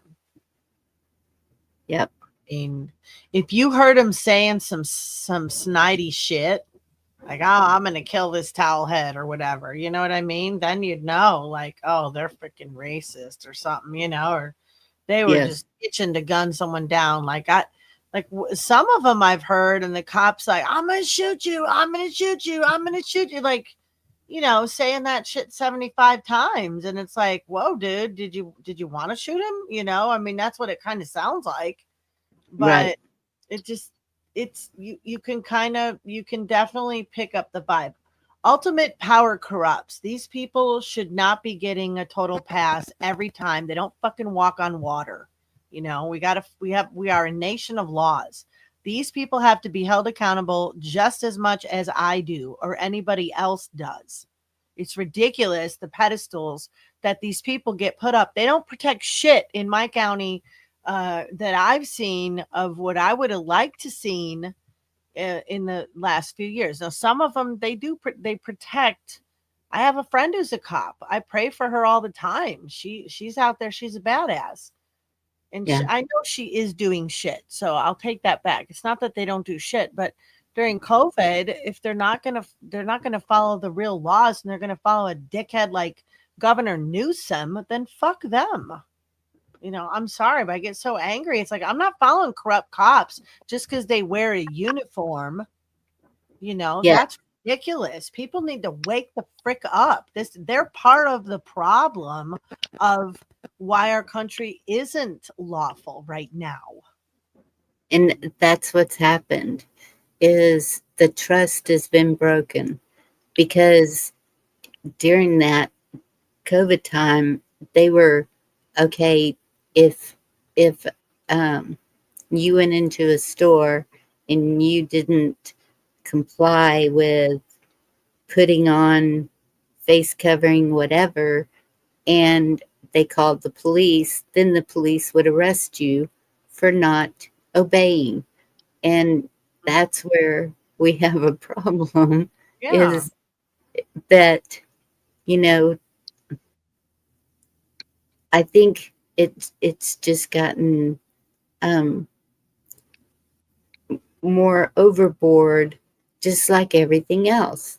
And so the whole thing is that all of this, we've seen it, was created to divide people up. It had all of it, the protests, every single thing that is going on right now is to cause division between the people. You And want to play that video I sent you? It'll be good. I promise. it's It'll turn it making around. us, okay. It's And not it- a downer at all. It's actually quite good. And is it on the part that is No, going to be? no. This is not. I can't find that one. I'm tired of looking. Okay. But this is just a 5-minute rumble about police and what might happen, what might be going on here. Okay. The title of the video is "If This Is True, It'll Be Good." It does sound has to do with the. Oh, I Marine know Corps. this. You saw it too, didn't you? Yes. We talked about it today. I We'll think bring I it sent it to you. Well, it was in my feed. I sent it to myself, but we're sending it to each Okay. other. I hope it's true. I hope the Marines get hold of the police. That's one thing that was alleged in this. We'll see. Yeah. I think Okay. it's like let 5 me- minutes long. It's not too bad, but I'm gonna walk away for a few then, and I'll be back. Okay. Yeah, this is a good video. Yeah. I can drop it in chat too. I'll drop it in chat for people if they want to catch it.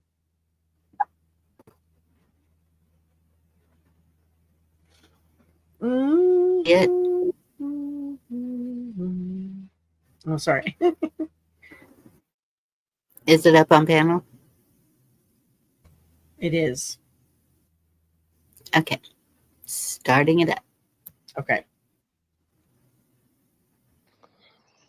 What's up, everybody? So, government shutdown, first day. Now they're talking. You're starting to hear, oh, well, this is the way that we can streamline the government and we can really slim it down and blah, blah, blah, blah, blah. That's true. But let's talk about why. So, with the government shut down, it's the requirement of the executive, along with the Army and the Marine Corps, to make sure that the nation still functions.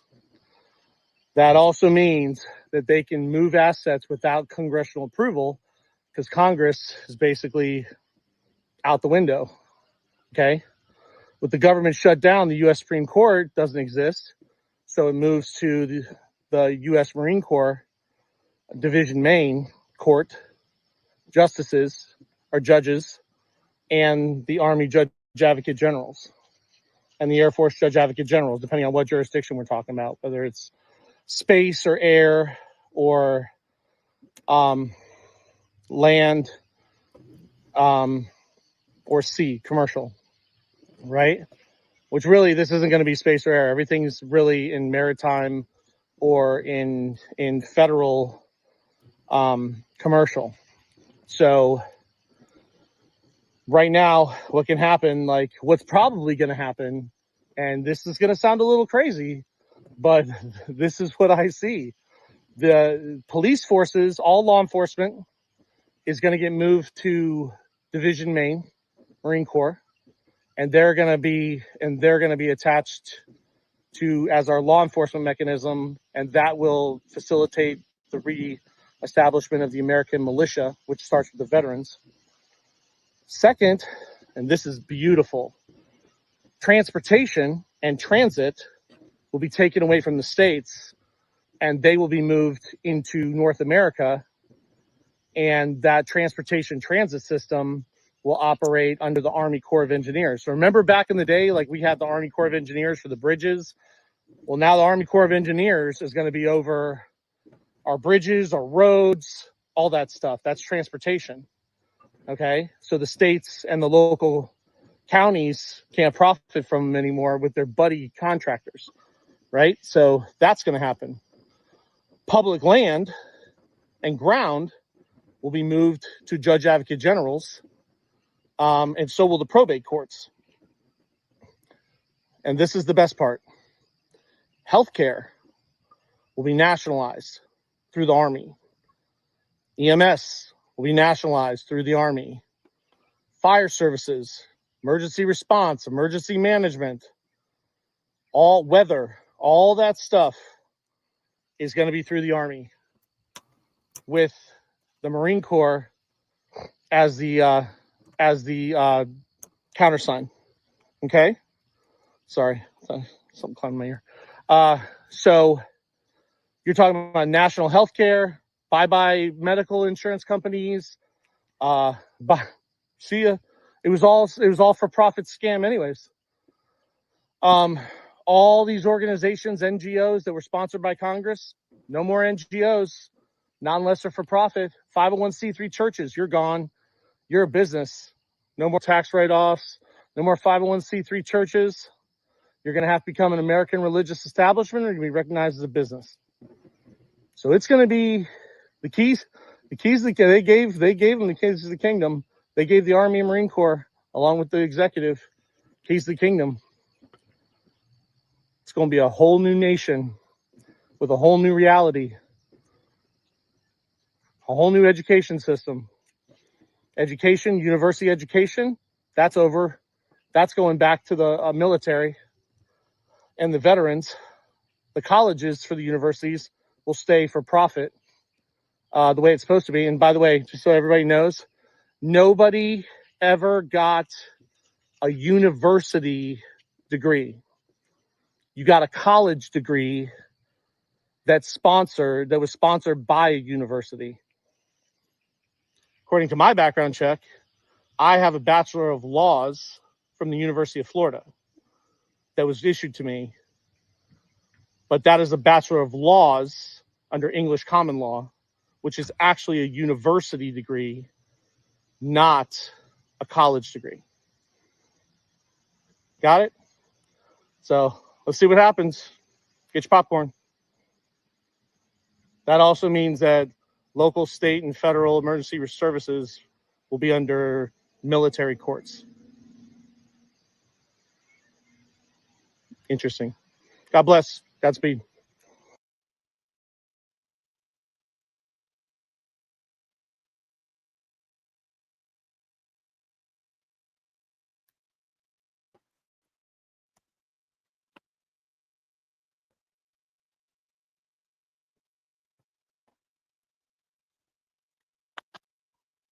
Yeah. I think I saw somebody say, I'll believe it when I see it. Sounds absolutely Kind of feel horrible. the same way too, but Sounds horrible. Yeah, it sounds horrible. Not to me. Doesn't sound Sounded horrible to me. absolutely insane for the government to just take over everything. Not the government, the Marines, darling. There's a Same difference. thing. They work for the government, darling. Oh, Yeah, I'd that sounds trust the absolutely insane. That's like I'd trust a the new world Marines order. over these. You can't even. They said you can't even have your own religion. You got to adopt their religion. That's insane. If you heard what he was saying, that is insane in my I opinion. did hear what he was saying. I've been hearing it. My friend's been For telling me the that government to take over everything, roads, religion, the military, everything, not the government. The same military. thing. I Who don't. gives the military their orders? The government. It's a different entity. You're talking about our veterans. They're not the same as this American government. Can't put he them in the was same he was category. kind of talking about the militias and the veterans.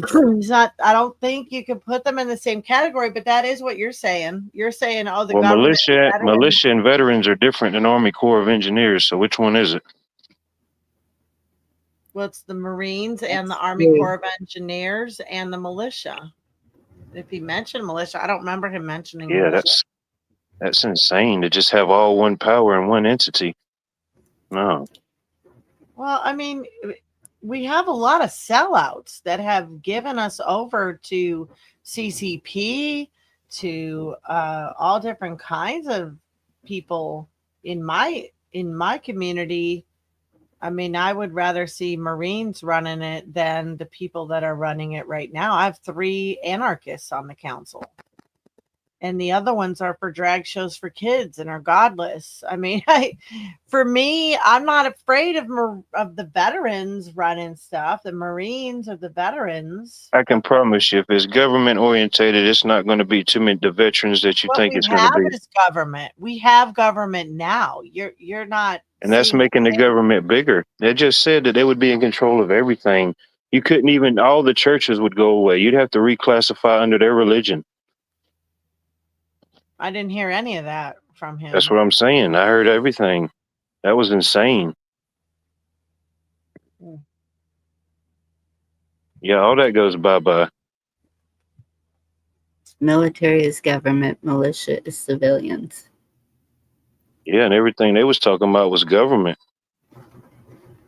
Yeah. That wasn't just a militia or a good old boy protecting his family or something. No, that was them controlling the roads, the bridges, religions, everything.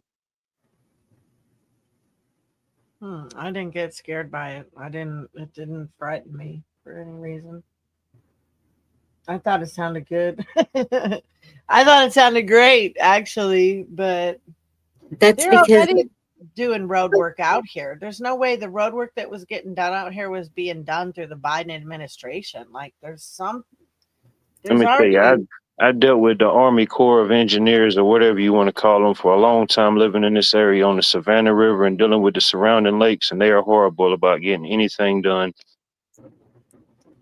Yeah, Just but like I mean, I think that the military is being purged as well. That's the part that's being not spoken about.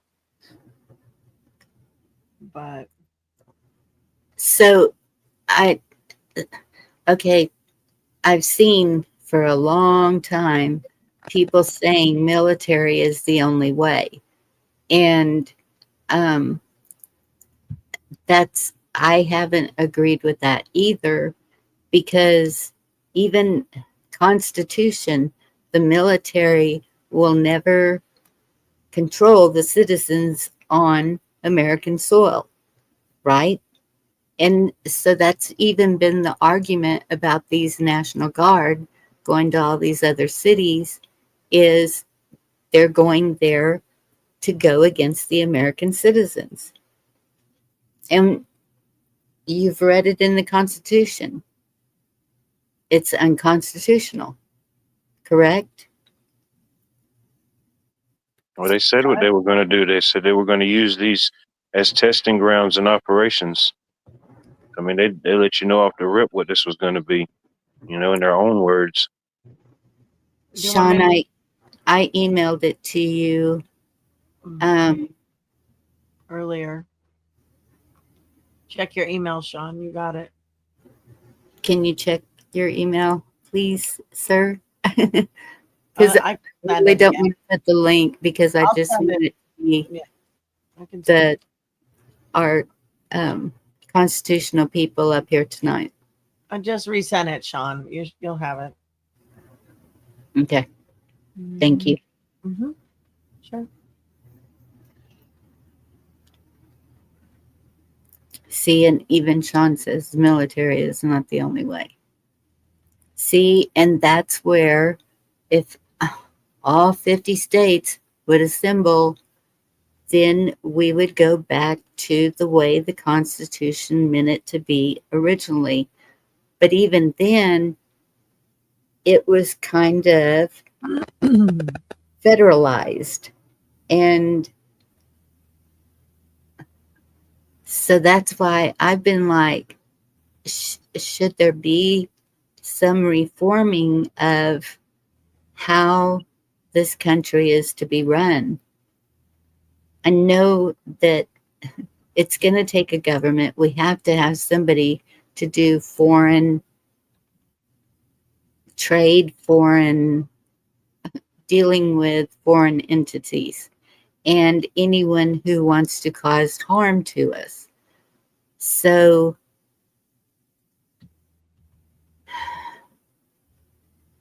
I get mixed up too.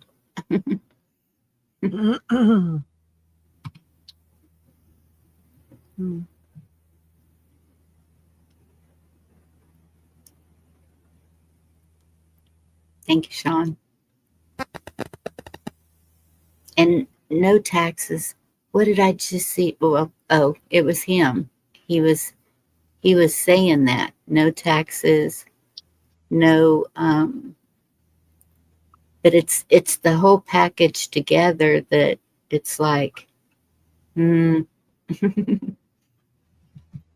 it's never just that one thing, Yeah.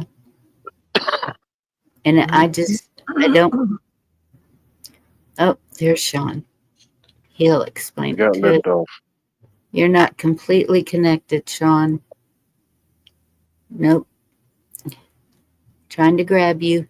It's like the human claw.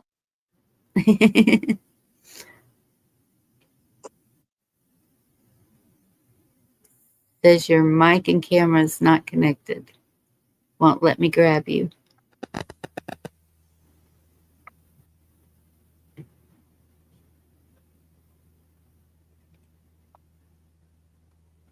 Yeah, Mary, and that's what's concerning. That's why I tried to stay neutral with the whole this side, that side, because to me, it looks like a package deal. Everything that was done all of a sudden, all at once. The ICE, the National Guard, and the homeless. It just seems like a package deal to me. Yo, how we doing? Sean, good to see you. Loud and clear. Great. As long as my microphone isn't cutting out. Nope, you're let doing me good. know. And Watt, I like how you're thinking, man. You get the point. And I've been in the Marine Corps Reserves and had that first year of my life on a Marine base, going through boot camp, the Marine combat training, and then comm school. I gotten to see how inefficient the military can be in its day to day. And by the way, that's the Marine Corps that is my beloved Marine Corps. That's why we say, welcome to the suck, is because we're supposed to be the most spit shined, mean green lean machine. But lo and behold, once you're in the fleet, or once you've seen how it is, it's not how the recruiter portrays it. Oh, I'm sure. Yeah. More times than not, it could be that way. What? There's bureaucracy and politics in it, just like in DC, guys. Excuse me. So, Bonnie, that slogan, yes, the military is the only way. I'm just going to say that was something that caught on with a certain group of people who follow an alphabet. The military is not the only way. It's we the people, not we the military. So thank you. We got to get those alphabet followers to realize that they fell for a psyop that, it lifted a lot of material from us, but it lifted a lot of material from several patriot outlets, and several different movements and factions. So while it red pilled a lot of people, you can't put all your Easter eggs in one basket for information, if that makes any sense. Yes. Yeah. Makes a good point with the treason. Now, here's the thing, guys. As much as I want to do the whole vigilante pitchforks and torches, you got to give them their trial. Oh, wait, American common law grand juries. Hey, the assembly is the jury pool for that. Hence, we're jural assemblies, JURAL. And not to mention, we're also the pool for the militia, or go the Ammon Bundy route, committees of correspondence, and all that stuff. Your assembly is your body, your group of people that are on hand for that. So that's why you want to have your 27 jurors, your 20 alternates, your 4 inspectors, and boom, that's your 31 people across your state, and then populate each county, 12 jurors for trial juries in the specific plus 1 alternate. And I'm giving you guys the quick math breakdown. 38 states is the minimum. 50 states would be nice and perfect, but 38 states is the minimum. There are county or states like Delaware. There's only 3 counties in Delaware. To get the assembly and get Delaware. Oh man, he always leaves us with a cliffhanger. I know. They can't have Made that. it to Delaware. We need to start a fund for a new phone for Sean. Well, he sounds Or better than internet he or usually- something. I don't know what it is, but He sounds better than he usually does. He usually sounds Yeah, he great. sounded crisp. yes. That's like he said. That's one of the good things about the smaller states. You don't have as many counties. Yes. It's a lot easier with something like that versus a state of your size that's got the most counties of any. 240 something. Audio check. Good. Good. Check. Good. Check. Can you hear me? Yes. Yes. Yo, I don't think you can hear us. It's diaphanous. Am I in? Yes. Isn't that crazy how whenever I start dropping knowledge, that happens? crazy. Yes. So you can hear us. Now I can hear you. Yeah. I got a Alright. thing saying that I need to be closer to my router. Hello, I'm using T-Mobile Unlimited. I don't have a router. So that tells me but T-Mobile is supposed to be one of the phone services with Verizon and Sprint that were like censoring Patriots during J20 or J6 and all the other stuff, and COVID. So it doesn't surprise me if we're getting, little suspicious ears listening in on us. Too bad for them. Where did I drop off, Bonnie? Was it on Delaware? Yeah, Delaware with the counties. Yes. But do Okay. we need every county in the state to Well, assemble? Okay. bear with me. 3/4 Okay. of your county and 3/4 of your county is not the whole state. Too bad if counties don't want to participate. Like say you're in Cook County in Illinois with Chicago. Well, you know what? There's a lot more counties in Illinois than just Chicago. So Yes. that could be something that Governor Pritzker could wind up getting a notice if there are people in Illinois. Hint D. If you know anyone, right? Tell them to assemble, and then they could tell Pritzker to take his fat butt, get out of the way, and they could work with the National Guard, bring their militias out of the woods, and work with the National Guard to actually secure neighborhoods, just like how a good example back in the day, the Guardian Angels in New York. You know, Silva, or however you say his name, he didn't mess around. He got a bunch of, strong young men together, and they would just walk around and protect neighborhoods. There's nothing unlawful or illegal about that. So if the Guardian Angels can do it, and of course make it into a nice little organization selling their hats and their jackets, no harm, no foul, you guys can assemble and, restore governance by of and for the people. It's not impossible. Delaware's got 3 counties. If you have your 13 people per county, you're at 39 people. Well, that's more than the 31 you need to assemble your state. So right there, Delaware would be like an easy boom. Massachusetts, Rhode Island, Connecticut, these are states on the coast, very low numbers, but also they're very, very blue. And that's what makes it a challenge for them, is that you got to find conservatives in the blue Northeast states. But they're the easiest states there are to assemble due to the lack of a bunch.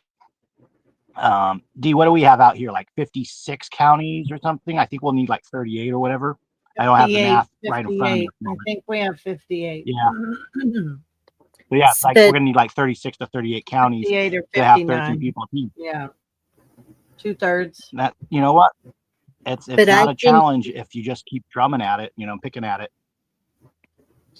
Yes. Bye. It was really But I nice having you here, Sean.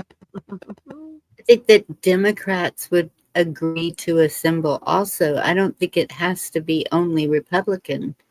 I think that anyone who sees the issues that are happening, and right now might be a good time to get some of them. I mean, do you ever just sit down and have conversations with them? They're thinking a lot of the same way we are. They're not all evil.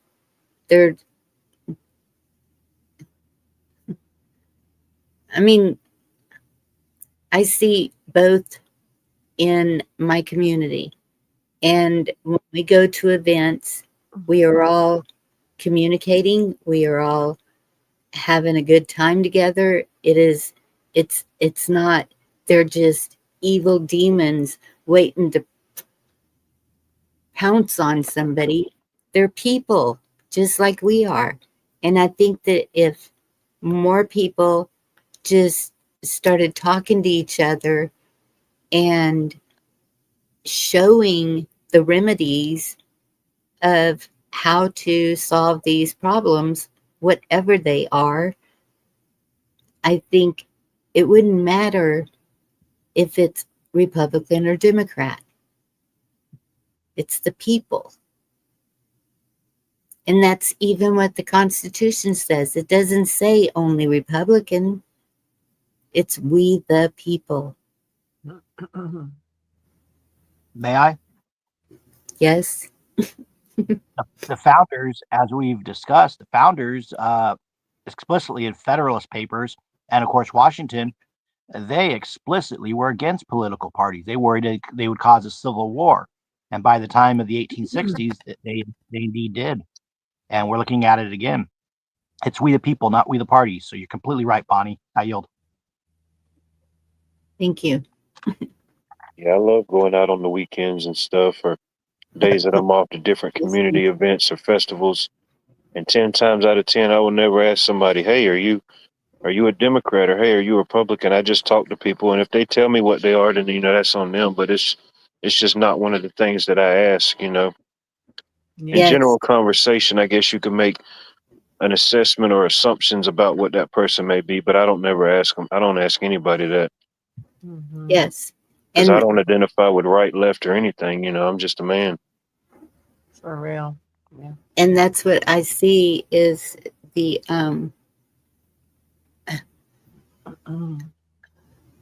again, the division, the the the ways to divide us. I know we're in different areas. Jersey Joe, good to see you. And Evening, everybody.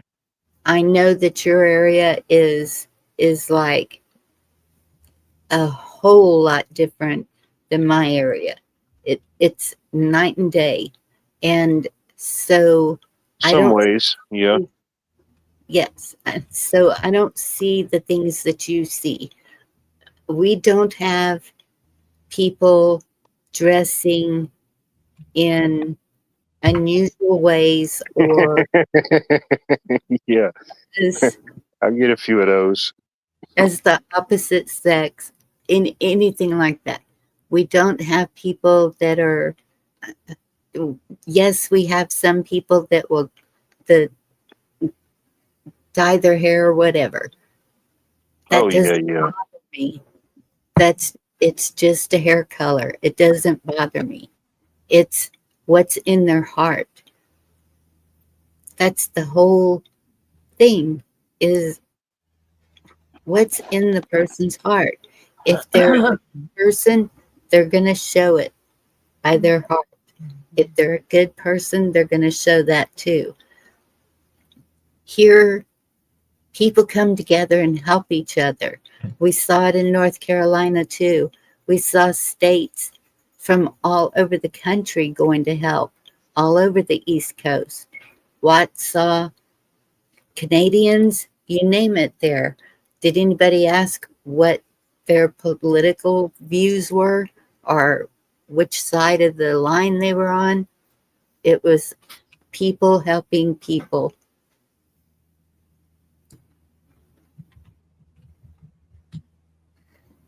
And I think it's possible.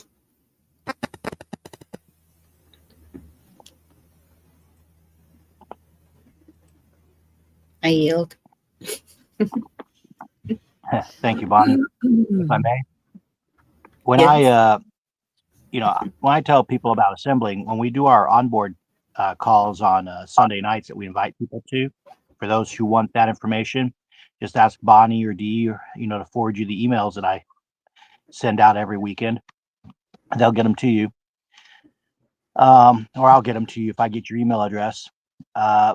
Those particular intro classes, we expressly explain that the only people who can't participate in an assembly, and it's not that we dislike them, but it's people who are under oath to the government because they're under a contract, the bar attorneys, or someone who just can't be in a grand jury in general, in the sense like you have a felony where you harmed somebody and there was an actual crime of like violence or something like that. Like if somebody used to be a pickpocket when they were a kid, but they changed their ways, that'd be fine if it's misdemeanor stuff. But you got to think like you want people of sound mind to be able to, if they assemble, okay, or they have a calm demeanor so they're not jumping off, and causing trouble with their knowledge base. Or if, say, you have to do the grand jury, can they weigh evidence? And like what I like with Joe Lanew's stuff that you guys are reviewing and that I've been over there off and on, is that it's bringing the grand jury back to the forefront, because the bar attorneys in that Reconstruction era to current, they have had such a hate on for the grand juries. Me and Dee have talked about this. I've talked about this many a times. They've had such a hate on that we, the people, could make a decision that contradicts the prosecutor or contradicts the judge. They don't like us having power to say that man is innocent, that man is guilty, or that law is unconstitutional and we are going to throw this trial out because that law should not be enforced, aka jury nullification. They hate that. A hate on. Yeah. Hate on. I'm going to remember that. A hate on. It's good. Yeah, it's similar to something else with an H, but I'm not going to say anything, but we're all thinking it. Yeah. Well, I want to put this out too.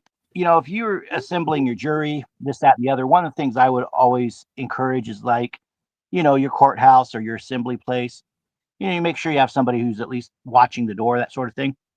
No joke, and Dee knows about this, so I'm not embarrassed to share this. Last Wednesday, I go to the county courthouse because, I'm going to do the civil grand jury in the de facto system.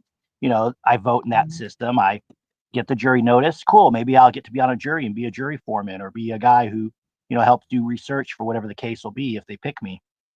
Well, I'm there all morning and they let us out for lunch, and because they haven't, I was in the last 75 in the running, whatever. But lo and behold, I go out front because I'm thinking, I'm going to get on my nice 10 speed. I'm going to go across the way, get some lunch, da da da. And sure enough, from the rack that's right there, the big plaza patio, someone has my bike chain and absconded with my nice built up bike with all the bells and features and whistles that you can put on it. So even in this day and age, folks, we got people that will steal in front of the county courthouse, steal bikes, and nobody will stop them. No joke. It's crazy. So we the people have to start assembling and getting our county courthouses and our local facilities to actually secure we the people's access while we're at the business of we the people. That would include, I would imagine, if parking structure, maybe the same thing. I'm going to look that up with a FOIA or PRA. I'm curious how many car break-ins are in the parking structures in the downtown used for the jury, because you get a parking pass when you get jury duty downtown. I'd be very curious to see how many break-ins happen like that. And for my lunch break on Wednesday, to the police station across the street with the regular police, filed the criminal report and all that, hey, someone took my 10 speed, blah, blah, blah. Here's how many hundreds of dollars. And here's the fun part is I come back and explain that to the lady clerk that's working there because I'm trying to see if we can get access to cameras and hurry up and expedite that. And she's like, oh, well.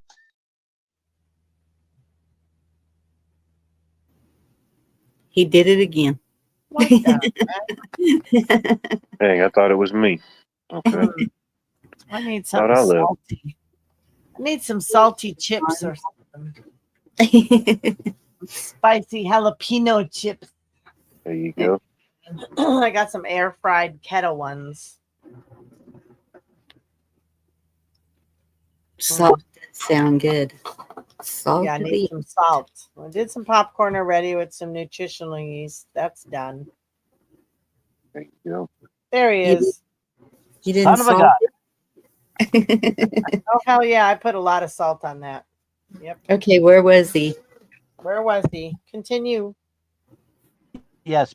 By the way, with your popcorn comment, I'm currently snacking on some pizza style chips that are like 20 grams of protein per bag. They're from the local gym as a giveaway. So, I could be all sour about the bike theft on Wednesday, but hey, when your local gym's giving promotions, it's like, yeah, life is good. Anyway, I used to love those combos pizza things. Oh gosh, I was a teenager. I remember those. Oh, I used to eat those all the time in Florida at my grandma's. Oh, they were so good. They're so nasty, Sean. Those things sound nasty too. Just saying. When you're video gaming or when you're younger and playing Dungeons and Dragons or whatever, that stuff, is a perfect little snack in between wiping your hands on a napkin and then rolling a D20 and I was swimming in killing the ocean. Monster. I was swimming in the ocean and the pool. That's what I was doing. Yep. Well, let me wrap my narrative from Wednesday up. Please. So I tell the lady, hey, do you guys have access to the cameras here in this courthouse, or do I have to go to the sheriff? How will that work? Because I know the sheriffs, provide the bailiffs and all that, and the deputies are around. And she's like, well, we can let you out of jury duty. I'm like, no, I actually want to do jury duty. And she's like, well, it's a transportation hardship. I'm like, no. I explained to her what the general jural assembly was, and the grand jury element of it. And then just as I say, yeah, but we can't take bar attorneys. And then some clerk or someone comes out of another side room. She's like, you can't be giving her the website. And I'm just like, I didn't want to contest it because it was already an interesting day as it was. But yeah, it's like the second they hear that, you're in the courthouse and you're saying no bar attorneys, they're in the next room with the door open. They're like, their ears perk up. And it's like, it's not our fault you guys sold out and want to be part of the English royal system so you can claim land. That's on you. That's not us trying to, be mean to attorneys when we tell them they can't participate in assembly. They swore to the corporation, which in turn is under the crown, which in turn means they're trying to get themselves through the peerage of being an esquire, eventually to a lordship, and then eventually to land. So we get ourselves assembled, we can eventually get ourselves back to an loyal title for the United States, so everybody can actually own their land and quit being tenants on the land and quit paying taxes on their land. There's long-term goals, and reasons people do this, not just, oh, we don't like a politician. We got to get this nation back to where the people own the land. Otherwise, we're all refugees, and refugees don't have rights because you're migrants. It's refugees versus homesteaders, folks. That's what they're trying to, that's the big issue. If you're a homesteader, you have rights. If you're a migrant, you have whatever rights you get when you're pushed around. If you don't believe me, go ask the people in the Middle East. I yield. So that brings me to,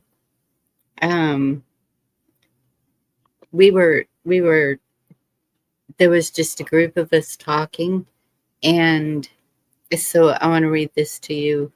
Well, no, I don't want to read this to you. 1871, a lot of things changed in 1871. With the Constitution, that's when some acts started appearing. The 1871 Act,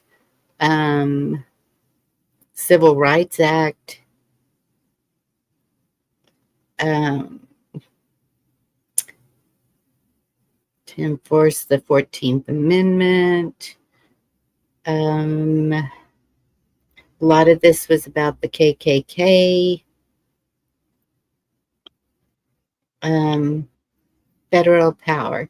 It allowed the federal government to use military force and other measures to combat conspiracies aimed at denying citizens their constitutional rights. So to me, it sounded like that's when everything drastically changed with the Constitution. 42 U.S.C. 1983, a key section of the Act, now known as, same thing I just said, created a private right of action allowing individuals to sue in federal court for damages when a state or local official deprives them of their constitutional or federal rights. So lawsuits work, and is that kind of what a notice or an affidavit is you are presenting a suit against the people who have tried to take away your constitutional rights.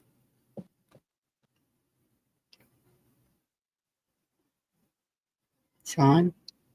I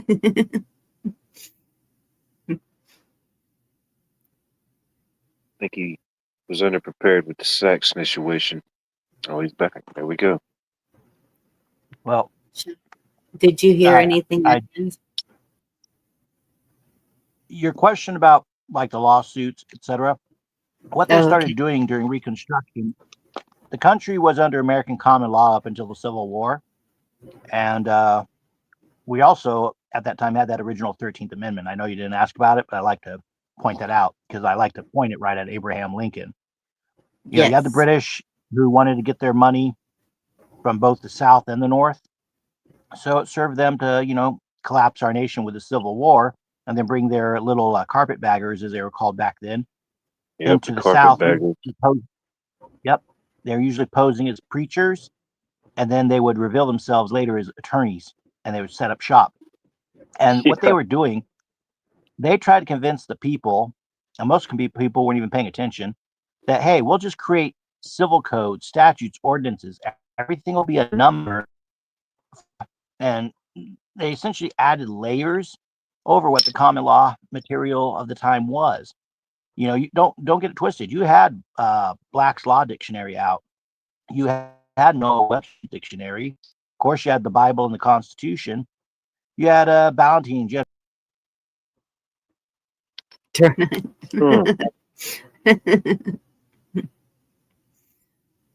had not an affidavit, but a claim.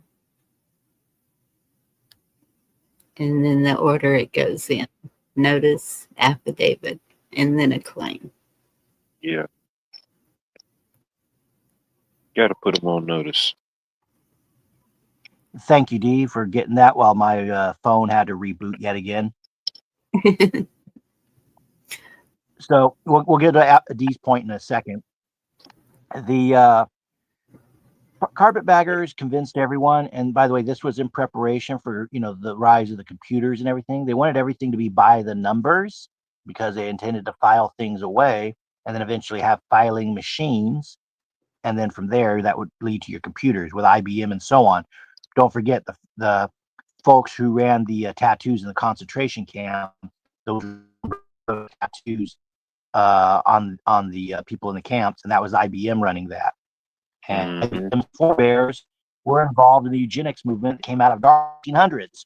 So you saw like the trial again was that time period of pre to post war. A lot of stuff was changing. They're saying we're the scientists, our way is better. Named John Quay, who used to live in Palmdale, California, he has some lectures you can find on the internet.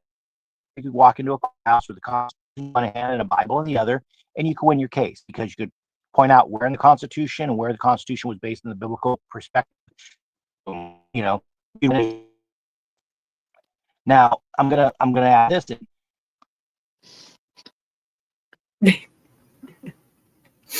Dang it.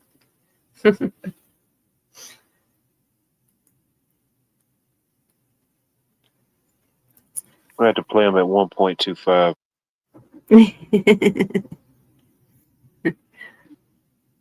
Yep. So we can get it all. I don't know if I can change the speed of y'all talking. Well, we're in the age of high speed info, so I talk fast because I know just as a communicator, you got to get the info out. You may not have enough time to get it out a second time. Yes. So I apologize too for the disconnect, Bonnie. I figured, you know what? I'll risk it. I'll pull the phone off the charger, and we'll see if 72% power will last till the end of our conversation tonight. It's StreamYard, guys. Yeah, StreamYard is not friendly on your battery. So the bar attorneys, this is even during the rise of Bar Nation and things going on. Go and find the year, but I used the Encyclopedia Britannica online years back, and this is one of the things I talked about in that censorship era of COVID. They admitted that the common law courts in England were winning all the cases, and the Admiralty courts were losing, partly because the Admiralty courts would come into the courthouse and they were now on the land. And so the British Crown and their attorneys, all the greedy businessmen said, you know what, we're going to merge the Admiralty and the common law together. And that's when, they started it in England, and then they brought it over here after our Civil War. The two systems were.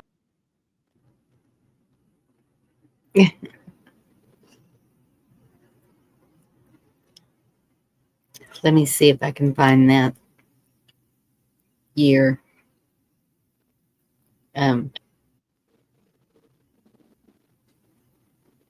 Well,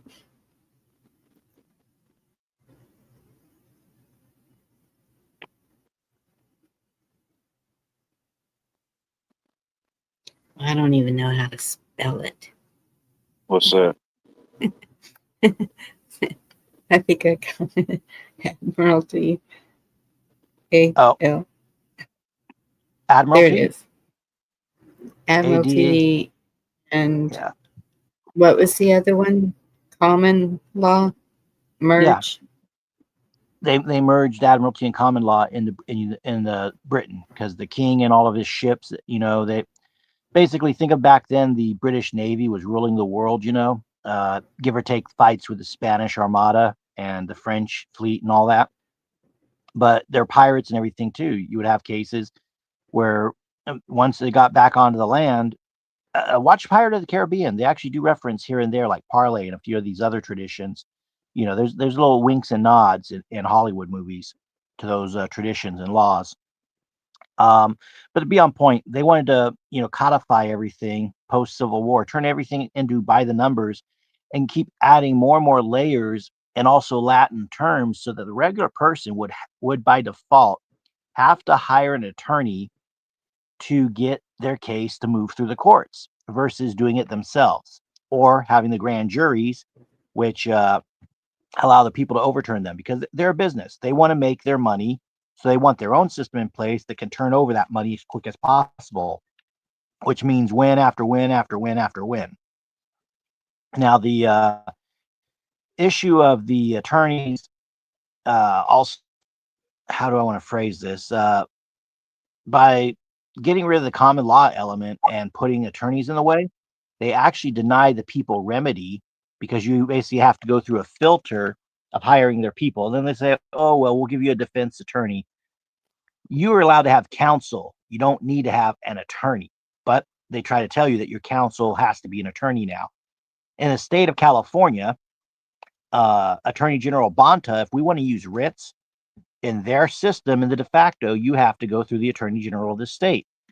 And then it got even more ridiculous that if you want to use a writ from Attorney General Bonta, you now have to have an attorney prepare the document to request the said writ. They created yet another barrier to the people getting remedy. And I'm kind of furious about that, because, it leaves Californians with no remedy. Go ahead, Bonnie. You're exactly right. The judge will not accept a document unless it is done up by an attorney. Now, does our Constitution say we the attorneys or we the people? It says we the people.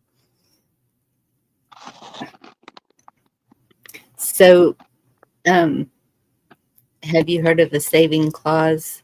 I'm sure you have. This says the original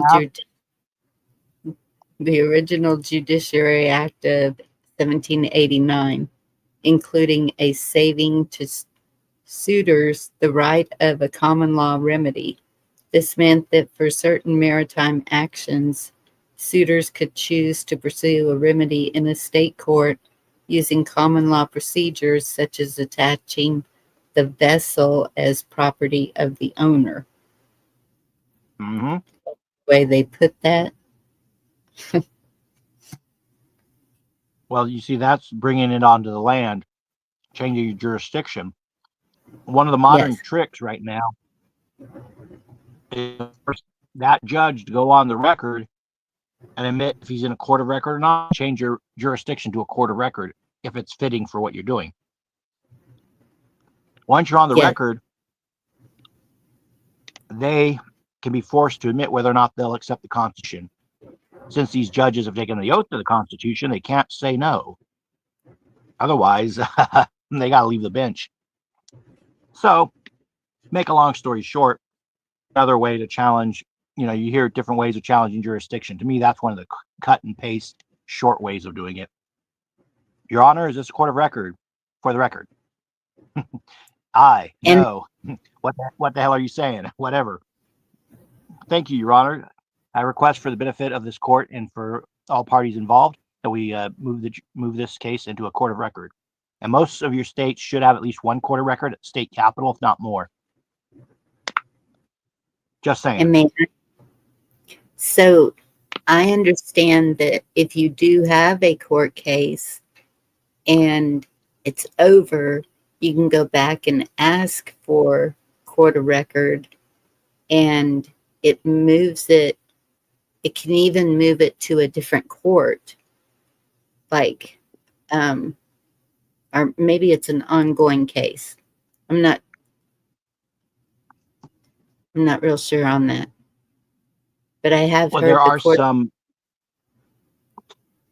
Yeah, if I may, there are some things in that if you're going into American common law or the old common law, the English common law, all that stuff, because they function a little bit differently, there's not as many stays or as many motions and appeals and things. So you got to be, if you keep in mind what they call latches, i.e. a reasonable amount of time to make your motion or your request, You got to be on top of that. So you can't expect, oh, maybe I did 30 days, because maybe the particular issue in question, it's 21 days before you have to do that motion. Okay. 21 days. Isn't that funny how that keeps popping up in so many things?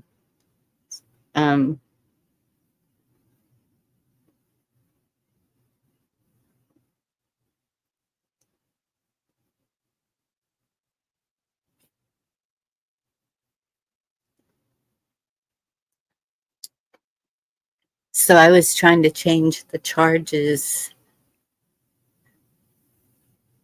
brought to the man that hit my mother, and it had to be done in 21 days. Oh. You know, just for the sake of humor, we are not giving legal advice. We are giving lawful advice. Haha. And it's in Minecraft. Yeah, Minecraft. That's it. Maybe that'll Yes. make me quit getting dropped. Mm-hmm. Yes, we're explaining Minecraft. Or maybe it's MIND craft. Just saying. So, yeah, Vonnie, you're correct about that. Just you have to keep in mind latches. Like when you're giving people notice and starting the process, you're giving them notice, but then they have time to, if they have a reason for what they did and they're correct, they have time to rebut your notice, etc. If they don't rebut, then it's obviously silence is consent. That's even their own rule. And you move forward from there, depending on what you're doing. The affidavit. Yeah, go ahead. Sorry. No. Go ahead. The affidavit. Yeah, the affidavit is normally just a record that you served them notice at X amount of time. Now, the trick in the notice is you're supposed to notify them that if they don't correct their actions, then they will be accountable for X, Y, or Z. That's the penalty. You include the penalty in the notice. And I can get more into that. There's different terms for what you're doing with that first notice and how it's written. But that's the point, is that they're saying, hey, we're going to ignore you. We're not going to do this or this or this. Well, okay, you're ignoring it. That means you agree to pay or to do or whatever.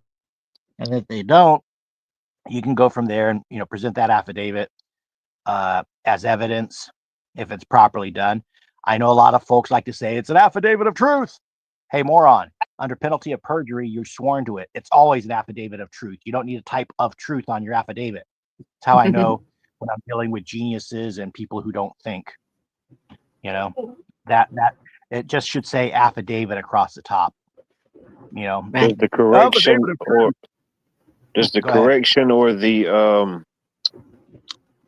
restitution have to be put on notice in the notice? Do you have to state that as well? What needs to be corrected, or if it's a restitution, what needs to be restored? Do you have to put that in there as well? Your grievance. Usually that should be done. Remember, you want to keep these to use someone's moniker. You want to keep this as a Four Corners report, 1-page document. So it's essentially bullet points. Notice on this date, your car ran into my fence. The cost of the fence is XYZ. It is demanded you pay the price to repair this fence. Otherwise, you'll be incurring a penalty of, say, $10 a day, plus original fees and court costs if you're doing it in the court, whatever. Attorneys may or may not agree with what I'm saying here, whatever. It's pretty much simple, There's essentially you're giving them a notice, a straight generic notice, and then a notice of liability in it. Oh, excuse me. The term I want is cease and desist notice and notice of liability, but you're combining it into one notice. That's how you save yourself some time in the process. The old cease and desist notice, it's a nice courtesy. If you like the person, you can give it to them. And then if they don't move, you give them the notice notifying them of the problem. after they fail to cease and desist, like their dog keeps peeing on your lawn. Okay, cease and desist because it's killing your lawn, whatever. And then notice of liability because you like your neighbor, except he just doesn't, curb his dog. Yeah. Okay, what? Now, the other version I did with the car, I included, if you noticed, in the way I worded it, there was a cease and desist because there was instructions of do XYZ by the time, and also there's notice of liability indicating the person will be liable for the fees if they ignore the notice. That's also done, for example, in the no trespass sign when Four Corners Report and me have had that discussion with you guys. At the bottom of that sign that's a notice, it has, if you keep trespassing on this property, it's X amount of money per day per whatever. So that falls into that. Now, once you have the affidavit and they haven't responded, so on and so forth, you've had it, sent to them, it's notarized properly, that's going to stand as evidence. So, right there, you should be doing pretty good if your affidavit is actually correctly drafted. But again, these bar attorneys, everyone remember Sidney Powell? Release the Kraken? Yeah. 80,000 signed affidavits. All of her Yes. affidavits, she got us the people to sign that were on the internet and all that, or to send in to her. Mm-hmm. Got everybody worked up. Her affidavit did not include under penalty of perjury. She left deliberately a line out of it, meaning those affidavits were worthless. They're not sworn. Oh, man. She is a bar attorney. She knew damn well what she was doing. So when it comes to all this Patriot stuff and everybody that's around Trump's orbit and everything, oh, she saved General Flynn. I can pull some more dirt out in that direction. I don't want to because I'm trying to, keep everybody copacetic. You have to have it on paper. You have to have it correct. You have to do it correctly. If you got people going willy-nilly, not doing it correct, not drafting it correctly, they're basically setting everyone up to collect fees and celebrity status and whatever else, and then to fail. Oh, we don't know why they didn't take it. Oh, you mean the state of XYZ versus, Dominion? The state of is a corporation. It's a legal fiction. How does it have a complaint against Dominion? Can you show us where the state lost money from Dominion? No, you can't. The people of have to do it, not the state of. That was another 2020 election scam that was ran. Oh, Texas is going to go against the courts and go against Dominion. Okay, who is Texas? Are you Texas? Is D Texas? Is Watt Texas? Follow me, Bonnie? Yes. And is Texas standing in the room with you right now? No, if only. Exactly. So a lot of these trusted personalities, they were misleading the American people because they knew the fame of being in the Trump orbit.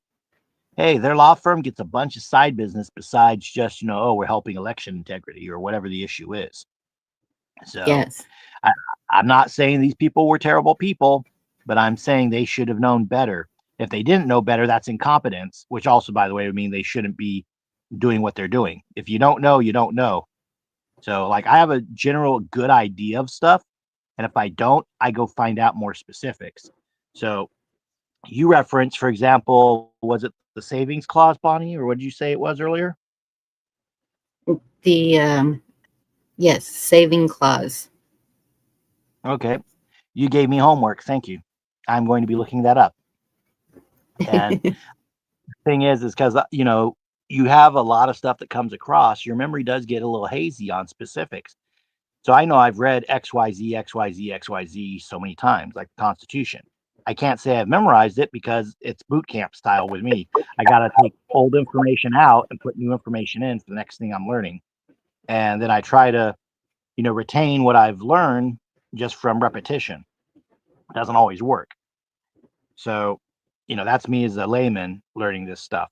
If I have a question about the 19 Essential Goods and Services and the Organic Act 1871, I might talk to one of our friends at the National Assembly who was involved in bringing forward the voiding of the Organic Act, as opposed to relying on my own knowledge, even though I have a PDF of the said act and it's highlighted where they violated that contract, thus authorizing Trump to end the Organic Act 1871. Which, since I saw you last, Bonnie, did you get to see or air that footage, or at least play that footage of Trump's carriage going in front of King Charles's carriage? I did not see it or hear it. Are you aware of it though? No. Yeah, when Trump went to England last month, his carriage, he was put in the royal carriage, and his carriage was in front of King Charles's carriage. Remember, King Charles is like the biggest globalist there is. So what do you think the actual meaning of that is? How? Because this was spoken of when he walked in front of Queen Elizabeth also. Correct, because we voided the Organic Act of 1871 back then, and it's kind of a reminder that we're still on top. And this goes back to the initial conversation about the military and what Watt is saying.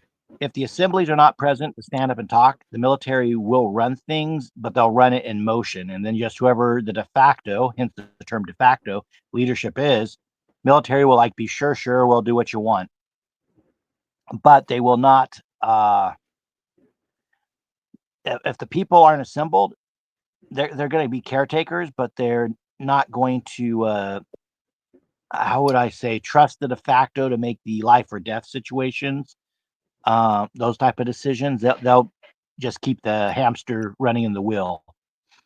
If the people are assembled, they're going to give the people the whole hamster in the wheel and the whole cage and the wood shavings and the little water bottle, and the whole shebang is going to be coming back to us for self-governance. But we have to be able to demonstrate self-governance. That means demonstrating we can conduct a grand jury, demonstrating we can assemble and hold our own elections, demonstrating that we have people who can be called to be members of the militia and aren't, just crazy yahoos. There is a bit of responsibility that we, the people, have to take up, because freedom does not come without responsibility. If you want to be irresponsible, it's not that you want freedom, it's that you essentially want to be a pain in the ass.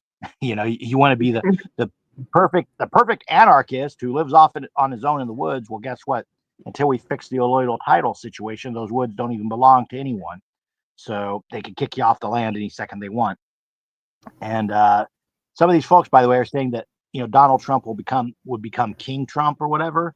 He was already instructed to enforce the original 13th Amendment. One of the ways they're doing that is by taking the USAID funding away from the American Bar Association. Sorry, bar guys, we don't like you. So if you guys look that up, that was one of the Doge things is, the American Bar Association gets most of its recruiting money from USAID, and it keeps recruiting Democrats. So why would we finance it?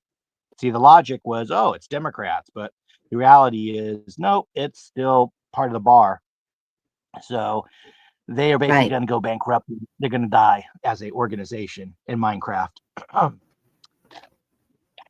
And anyone who wants to be an Esquire, they can go over to England and get themselves deported, for all I care. Go ahead. Okay, back to so if the 21-day thing that I was talking about a while ago, if that is a state ruling, how would you address that? Just the same as you would in your county? Or is it different when you go to the state? Well, the 21 days, that was a reference for like it in certain, whatever the case is. Some cases are going to have more traditionally. If you actually, let's break tradition. If you really want to be a jerk, there's in certain cases, like in real estate, you could have 3 days to quit or pay rent. You know what I mean? Or they'll evict you. So there is different types of notices depending on what you're dealing with. I always lean towards give people 4 weeks, 30 days, basically, to get their reply in. For your state, when you assemble your state, it's 4 weeks for notice. 30 days, the governor rebuts it. Go ahead. I understand that. This is a state law. So, okay, this is how it went. To change the charges to anything worse than just failure to stop at a stop sign. My mother would have had to pass within 21 days.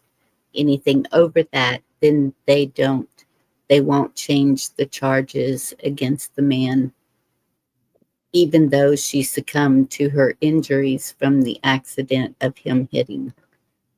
And so that would be, it's a state law, so it would be state. And so that's what I'm wondering, is it the same process that you're saying with your county as it would be for the state?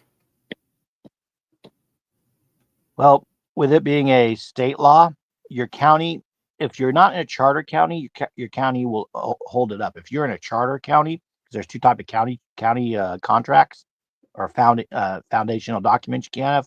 You can have a county charter, or you can be a constitutional county, at least in California. That's what we got going on. So like I'm in Riverside County, we're a constitutional county. We follow the state Constitution of California and what, laws are passed for that state legislature. Whereas like Orange County, I believe they have a charter, so they have a separate set of rules, like their own constitution for their county. So it's kind of interesting to know that there's differences like that. One's you got to find charter, out. and Basically, the a charter. Yeah, it's that their board of supervisors, whatever, decide to come together and create their own extra set of laws. So it makes it a little bit more. It's another layer you got to work through or figure out. Another layer of corporation or incorporating. Again, that's what they want to do. They want to add layers, make it harder. If you're in a constitutional county that follows the state constitution of the Republic of Texas, I think you're going to be okay. It's a state law. You just go with it. If not, you might want to see what locally applies in your county. Does the county have a law that mirrors that or contradicts it? That's what you'd want to know. Okay. Maybe in your county it's 20 days, and so you think you're good. You got it in 21 days, but your county court will say, you were 1 day too late. So, this is the problem, is they want us to do the due diligence and do all the research and grunt work, which I can kind of see, it's kind of fair that they would expect that. But the flip side is, they could just explain it to people and make it plain, but then how would they get all their money, right?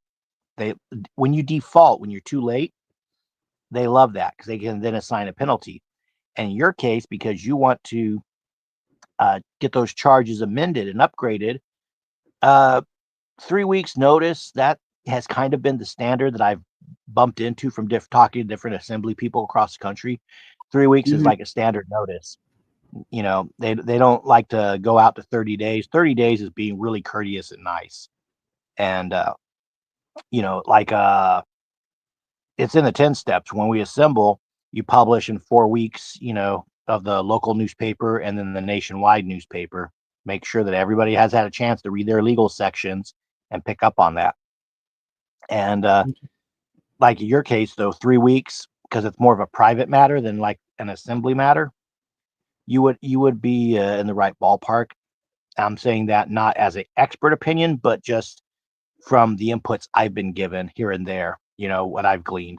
And I'm not saying, I actually have had this conversation with people out of Michigan, Alaska, and a couple other states on like the difference in the de facto system versus the common law. Because in common law, you're trying to give people grace. You're basing it on the Bible. So you're not like hammering home, oh my gosh, you got to do this in 5 or 6 days or 10 days or whatever. I'm going to screw you over. You're trying to give them the grace so they can get themselves together, but you're still keeping in the back of your head that whole idea of latches. What's a reasonable amount of time for someone to respond before you say, okay, that they're ignoring it and defaulting? Does that make sense? Yes. I think so. I'll email you the whole details. And Dee and I were talking about maybe next week doing a presentation, actually, of filling out something, and she's not with me right now to explain.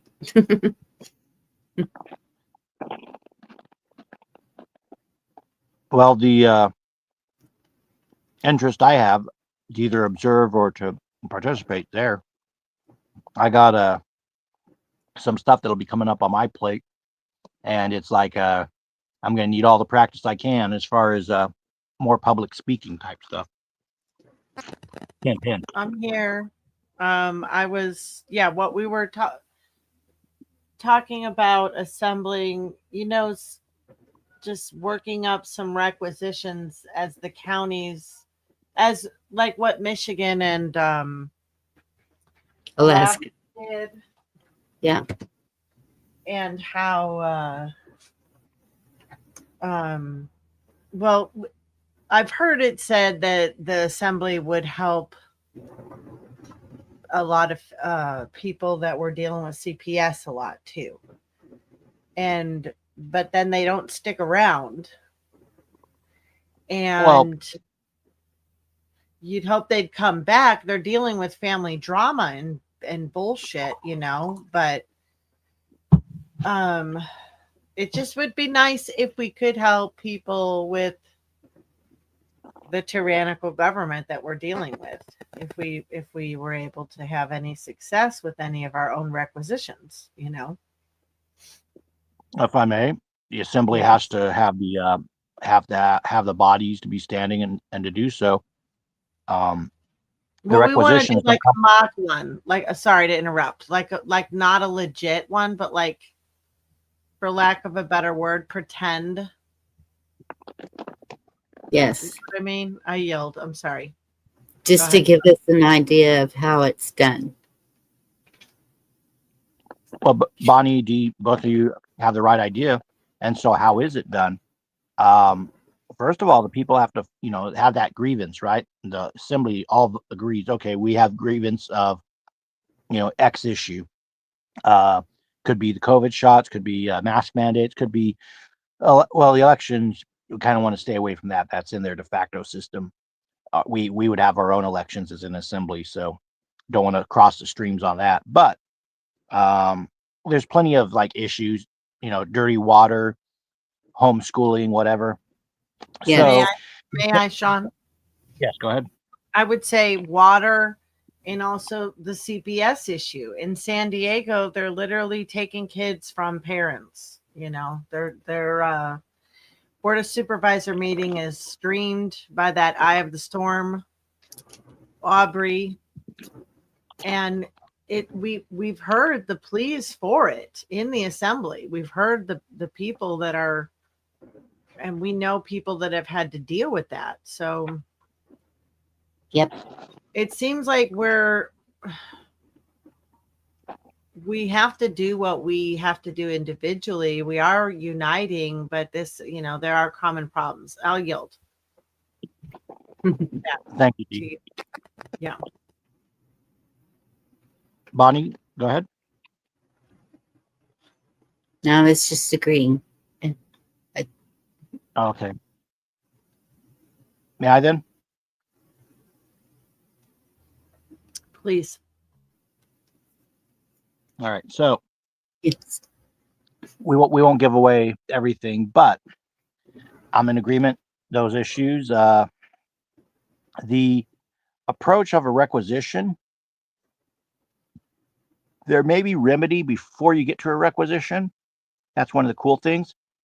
The assembly actually just doesn't cough out the requisition as their first thing, if that makes any sense. Yes. Because you want to do this stuff sparingly. And it's not a micromanaged thing. If you tell them, for example, worldwide internet communications for the whole world via satellites, thank you, Elon Musk and Starlink, you don't tell them who's going to be the contractor or how it's going to be done. And as I pointed out, unintended consequences. Some people think Elon is an evil guy, and the worldwide satellite, internet connection could be used for evil. That's true. But whenever people have a hurricane or a forest fire or whatever, and they need comms, all they got to do is get the Starlink rig, and boom, they got communications back for the time being. So, when minutes count, those comms are definitely important. So, yeah, go ahead, Bonnie. I was just thinking, yes, that's true too.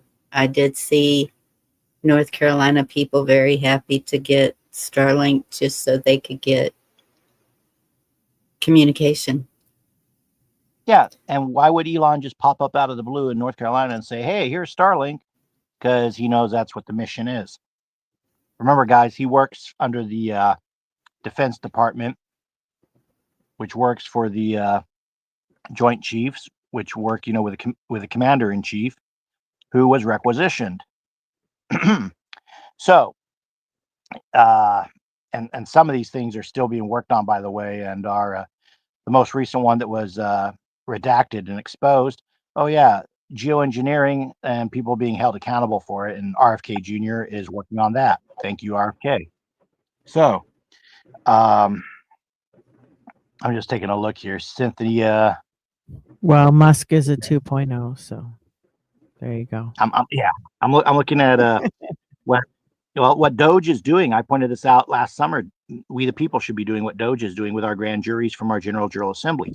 Now the CPS angle, like I would look at the CPS. Does it need a requisition, or do we the people use the shield of the grand jury and convene the common law grand jury to say the state did some overreach when they tried to take someone's kid, or they were out of bounds with their oath of office, etc. You see, you gotta the point of the assembly is it's like a Swiss Army knife, that it has several functions it can do. And the American people, they get taught about the First Amendment, which is like a bigger Swiss Army knife, except everybody quits talking about the assembly part at the end of the document, at the end of the article, and they quit talking about petition for redress of grievances. They all want to talk about freedom of press, freedom of religion, etc. But when it comes to freedom of assembly, they kind of taper off, and they're like, "Oh, Second Amendment." It's like, hey, hold on. You didn't read the amendment completely. That's usually how I piss off all the vets. And I know that they're not, serious. They just want to play Rambo or go LARP in the woods, is because I'll be like, okay, what's the First Amendment say? All right, what's the last two lines of it say? Oh, it's like, what's the last two lines say? No 2A before 1A. You must exhaust 1A before you advance to 2A. And most Americans don't know how to advance to 2A. That 1A, ladies and gentlemen, you must tell someone they're an F up before you go kick their door in and bring them out into the street in Minecraft to have your pitchforks, torches, and your hanging trial or whatever. You got to let them know biblically that, hey, you've committed a crime against the people. You either fix this or we will hold you accountable.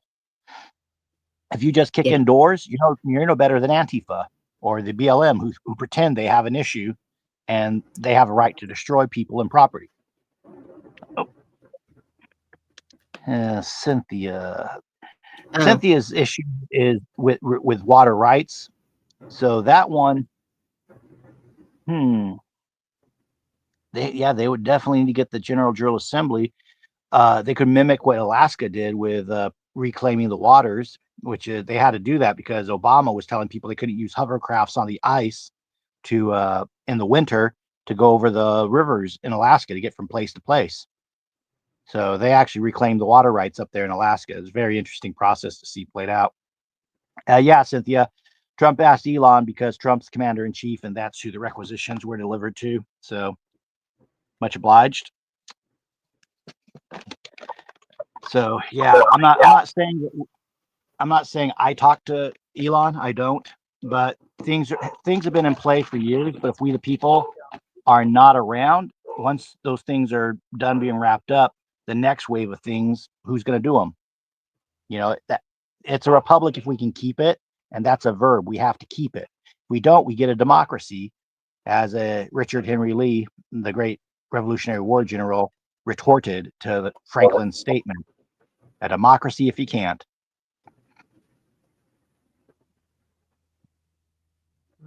Yeah. So, D, if you want me, you want to do it for next Monday night for the requisition process? That's up to Bonnie. Or Bonnie? Okay. Sounds good to me. Yes.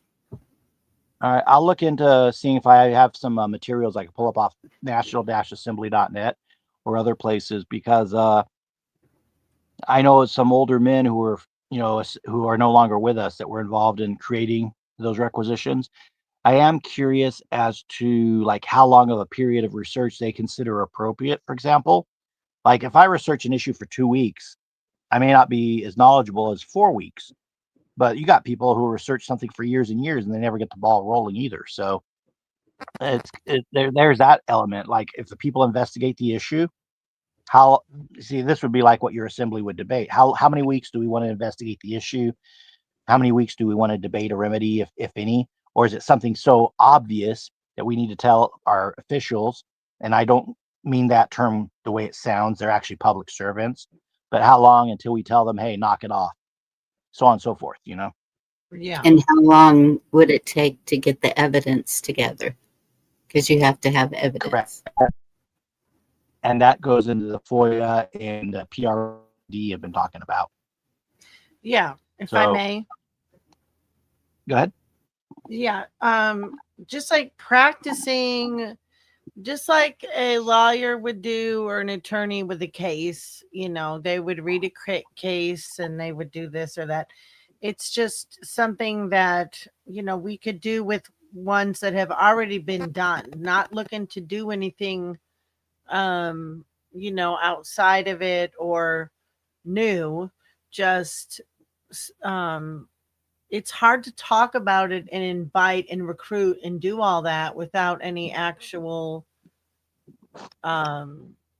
proof. And so I'd rather stick with what has been thrown down already with Alaska and Michigan. If those are, still recognized as proper assemblies, then that's what we want to stick with. It's not like we want to do anything out of it. Now with the CPS thing, of course, that's just stuff that both Bonnie and I have a heart for, because we know people that have dealt with that stuff and would like help with that. And so it's just hard to hear, well, we used to help people with that, but now we don't. That doesn't seem, it just doesn't seem right. It's like, well, isn't that what grand juries are for? It is also to help people that are sitting in jail that need a appeal, right? So I don't know. It would just be nice to do something. That's all. I just want to do something. I yield. Yeah, and if I may, the sentiment is shared, and in an ideal world, the assembly would be able to do all of that. The issue at hand is just a lot of the American people aren't assembling, so you have so many people and so much time to do different things. Now, when the assembly had the 38 states on the call and we're issuing the requisitions, everything up until AVR torpedo stuff back in 2019, damn her to hell for what it's worth. Anyway, biblically speaking, and in Minecraft, not that I'm going to pass judgment, but she knows what she did. Anyway, when the people were assembled like that, yeah, you could have a group in a state like Michigan or Alaska. Within that state, they could, assist on that issue in their state. State like California, as you know, we are assembling and we've published notice and so on, but we don't have 3/4 of the county yet, because trust me, when we get there, I'm going to be bragging to everybody that look how awesome California is, da da da da. So it's kind of like, we can't go around kicking a hornet's nest before we got our beekeeper suit on, if that makes any sense. So that's kind of the thing. We Say that couldn't, again, Bonnie? we couldn't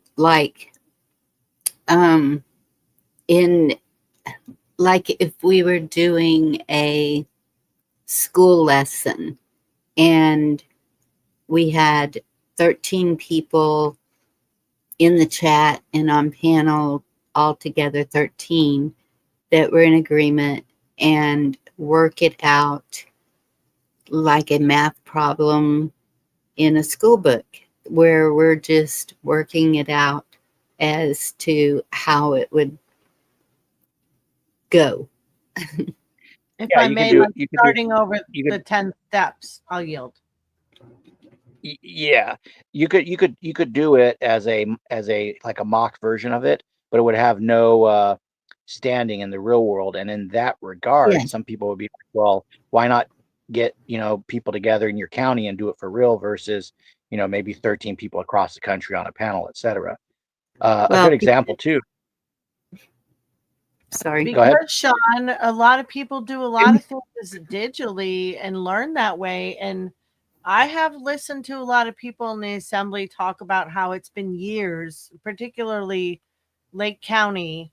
And I don't know if you were alluding to him not being with us anymore, but that would be sad news. But I have felt that sentiment. A lot of people, we just want to move forward. A yield.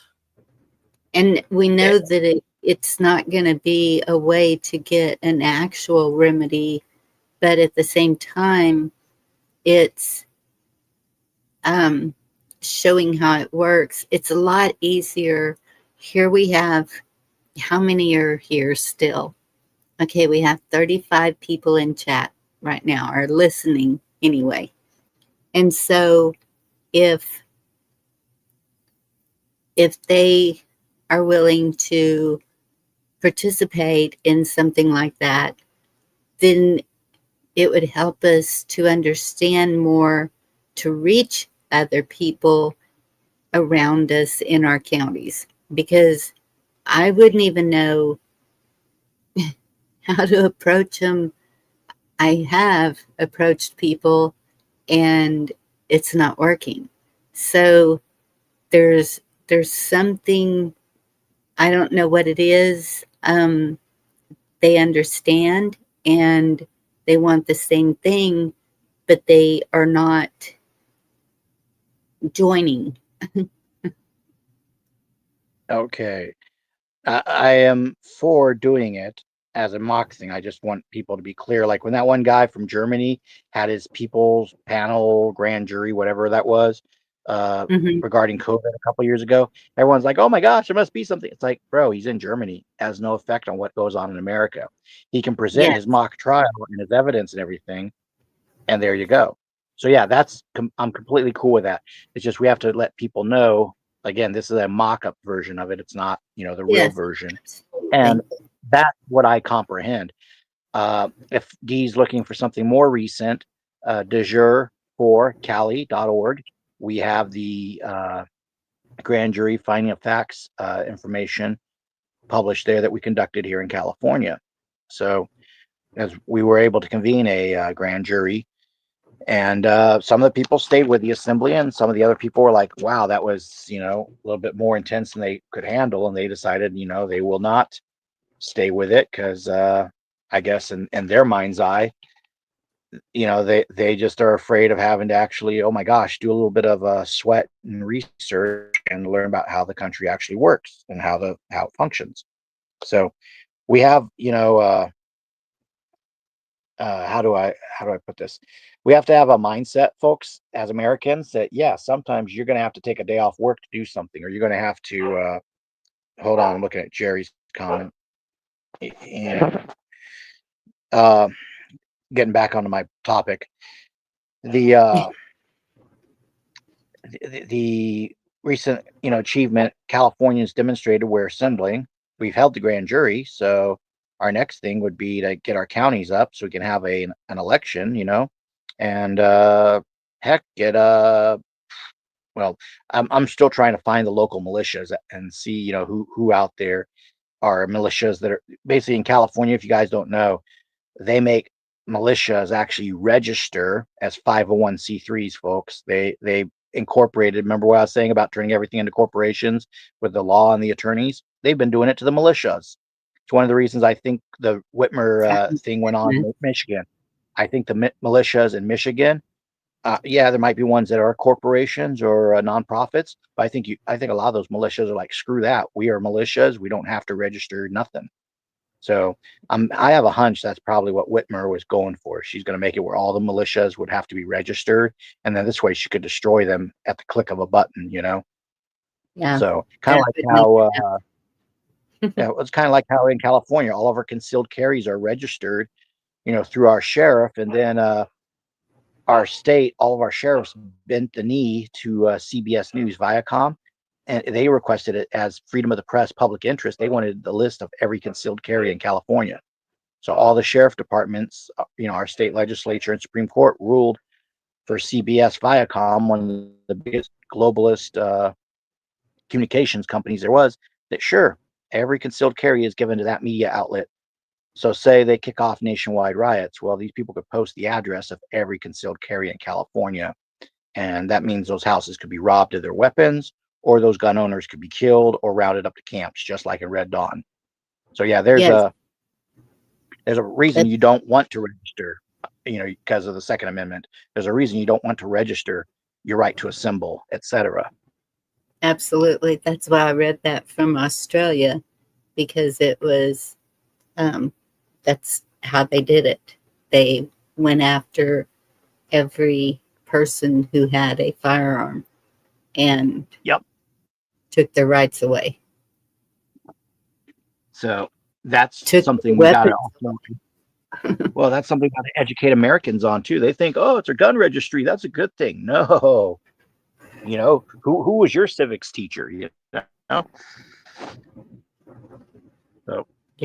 So yeah, we can do a mock trial or a mock investigation, what have you. Jerry and Chessboard are making a very good point. $1 for every time they hear that someone doesn't want to get involved. Well, not getting involved is a choice as well. They do. No, if you pick to be in the middle of the highway because you can't decide if you're coming or going, you're going to get hit by a car regardless. So it's that biblical thing. You're neither hot nor cold, so you get spat out. Yes. So I think Dee's idea is really good. We can do that. I was going to ask, because she was kind of, going with a requisition specific question, if I should invite someone from Alaska and see if we can get him on panel. That was going to be my next thought. But he's been through that process and might be able to shed insight to it. Well, that'd be great if he wanted to. Yeah. He's an hour behind California time too, so it means he would still be awake, like right now, having supper or whatever. So that would be something. If you two, because it's your panel, see, this would be like a 3-person assembly here, just starting out. Yeah, can I invite someone and can we vet him and can he be on our chat next week? See how easy that is? It's not that hard, guys. The idea is to, because if we can actually show how it's done and what we focus on, then other people may want to get involved in their county is the idea. But my other frustration is what to focus on with the county, as far as, I brought up about the website, and it was kind of, I don't know that the person took it wrong, but they kind of were like, oh, were you looking for money for that? And it was like, no, I'm looking for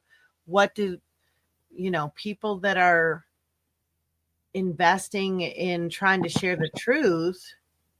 All you see is grifters, and what they're always doing, and their sponsors, and they're this and they're that, and that wasn't the point. It's like, I guess, if I'm looking at the big website more, it's easy to focus on that kind of stuff. And I have done that, but I don't know. I just feel like I think we could be more ready, I guess, is what I think. I yield. Well, yeah, if I may, Dee, I would actually like every county to have a website built like yours, but that means those counties have to, incur the domain fees, server fees. I'm not quite that savvy on that part of the internet. No, let me interrupt, if I may, for just a sec. If they already have the state, why not just give a page for the county? How else are you going to assemble all the states and all the counties? Like Florida shows every single county in the state of Florida. And when you click on it, some of them are assembled and they actually have a page. You know what I mean? That's what I'm saying. That's all I'm saying. I yield back. Yeah, my confusion was whether like well that's kind of a discussion we can pull up later, but I think people are just wondering if okay, if we're going to add it to, this is the thing, folks. If you're not engaged as a nonprofit and trying to get that tax money or that grift money, whatever, there's a lot of stuff you might have to do out of pocket. It doesn't have to be too fancy, to be honest, but if you want to use a web page or you want to do use AI and pay for like a subscription to Grok or what, like I do or whatever, a lot of it is out of pocket. So that's the other thing is, the founders pledged their blood, their fortune, and their sacred honor. So when they said their fortune, go back, folks. The British burned down the Declaration of Independence. The British burned down the houses of several signers of that document. Others, they drove them into financial ruin.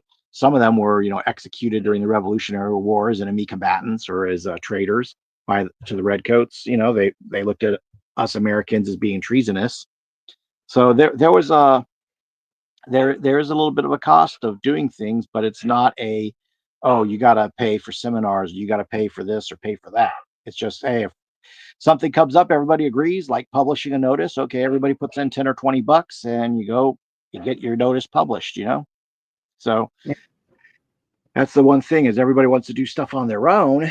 And that's where the Democrats at the grassroots level, they get more done because they organize like a pack of hyenas. They actually do team up and they understand that element of getting results is to just present numbers that are in agreement. If the conservative cause in this country can do that, we'd actually get some stuff. Jerry's asking about the War of 1812. I would say we didn't win it. It was more or less a stalemate. However, basically they went from giving people titles to their land, alloidal titles. Then they shifted to giving them land patents. The British, when they burned DC, seized the patent office, and then they started changing again. I forget if it was plots of land or whatever the term was, but that's when they had everyone run out, into the Wild West and put stakes into the ground and claim land. They kept messing around with the land rights as each war came through and each bankruptcy came through. The final nail in the coffin was the Federal Reserve claiming the land of the United States as collateral if something were to happen. Oh, and wait, they engineered something to happen. It was called the Great Depression. So the Federal Reserve took the land and basically sells it off to other corporations now. So that's why we're all, paying taxes on our land and we're tenants on the land. You can own your house, but a bulldozer can push your house over and they get the land right back. So that's the rib, folks. That's why you want land, air, water, mineral rights. And to go with what Dee's saying, it'd be great if we could, stop each bad guy case by case, but more efficient would be defunding and shutting down these agencies. And that's actually why the left is reacting so badly is they've realized we're not taking off one or two heads of a hydra. When we got the funding, we pull the hearts out of their whole systems because their trafficking networks have no way to pay people off. Their media machines have no way to pay the lights to keep their electricity flowing and their little propaganda outlets broadcasting. All these influencers who are getting paid a few grand to make some offhand comments about conservatives or the POTUS or whatever. Well, guess what? They're not getting paid no more. So they can cry like, oh, I'm Jimmy Kimmel and ABC fired me, and it's actually because of something else unrelated to the POTUS. But in reality, it was also to bring him back and see if they could bring his ratings up. It's a big publicity stunt. Well, guess what? ABC is a corporation. It's a corporation owned by Disney. And Disney, as we know, is very tightly involved in a lot of these problems. Ghislaine Maxwell being my favorite problem to highlight. So I would say, well, we know the Seattle folks are involved on one side of the child trafficking. We have Ghislaine Maxwell sitting in a jail. Maybe somebody can, assemble where that jail's jurisdiction is and find out a little bit more about her ties to Disney World and maybe investigate they were doing down there. Oh, that's like in California, we have to deal with Disney Anaheim for all businesses. Like there are parts underground of Disneyland, which are basically changing rooms and maintenance service tunnels. But I'm sure there's a room or two down there just because of practicality, or at least a restroom or something, that they don't want to admit is down there. Right. But that said, the PD treat Disneyland like it's like Camelot, like it's its own territory. And the result, bear with, you guys don't hear the dog barking in the background, do you?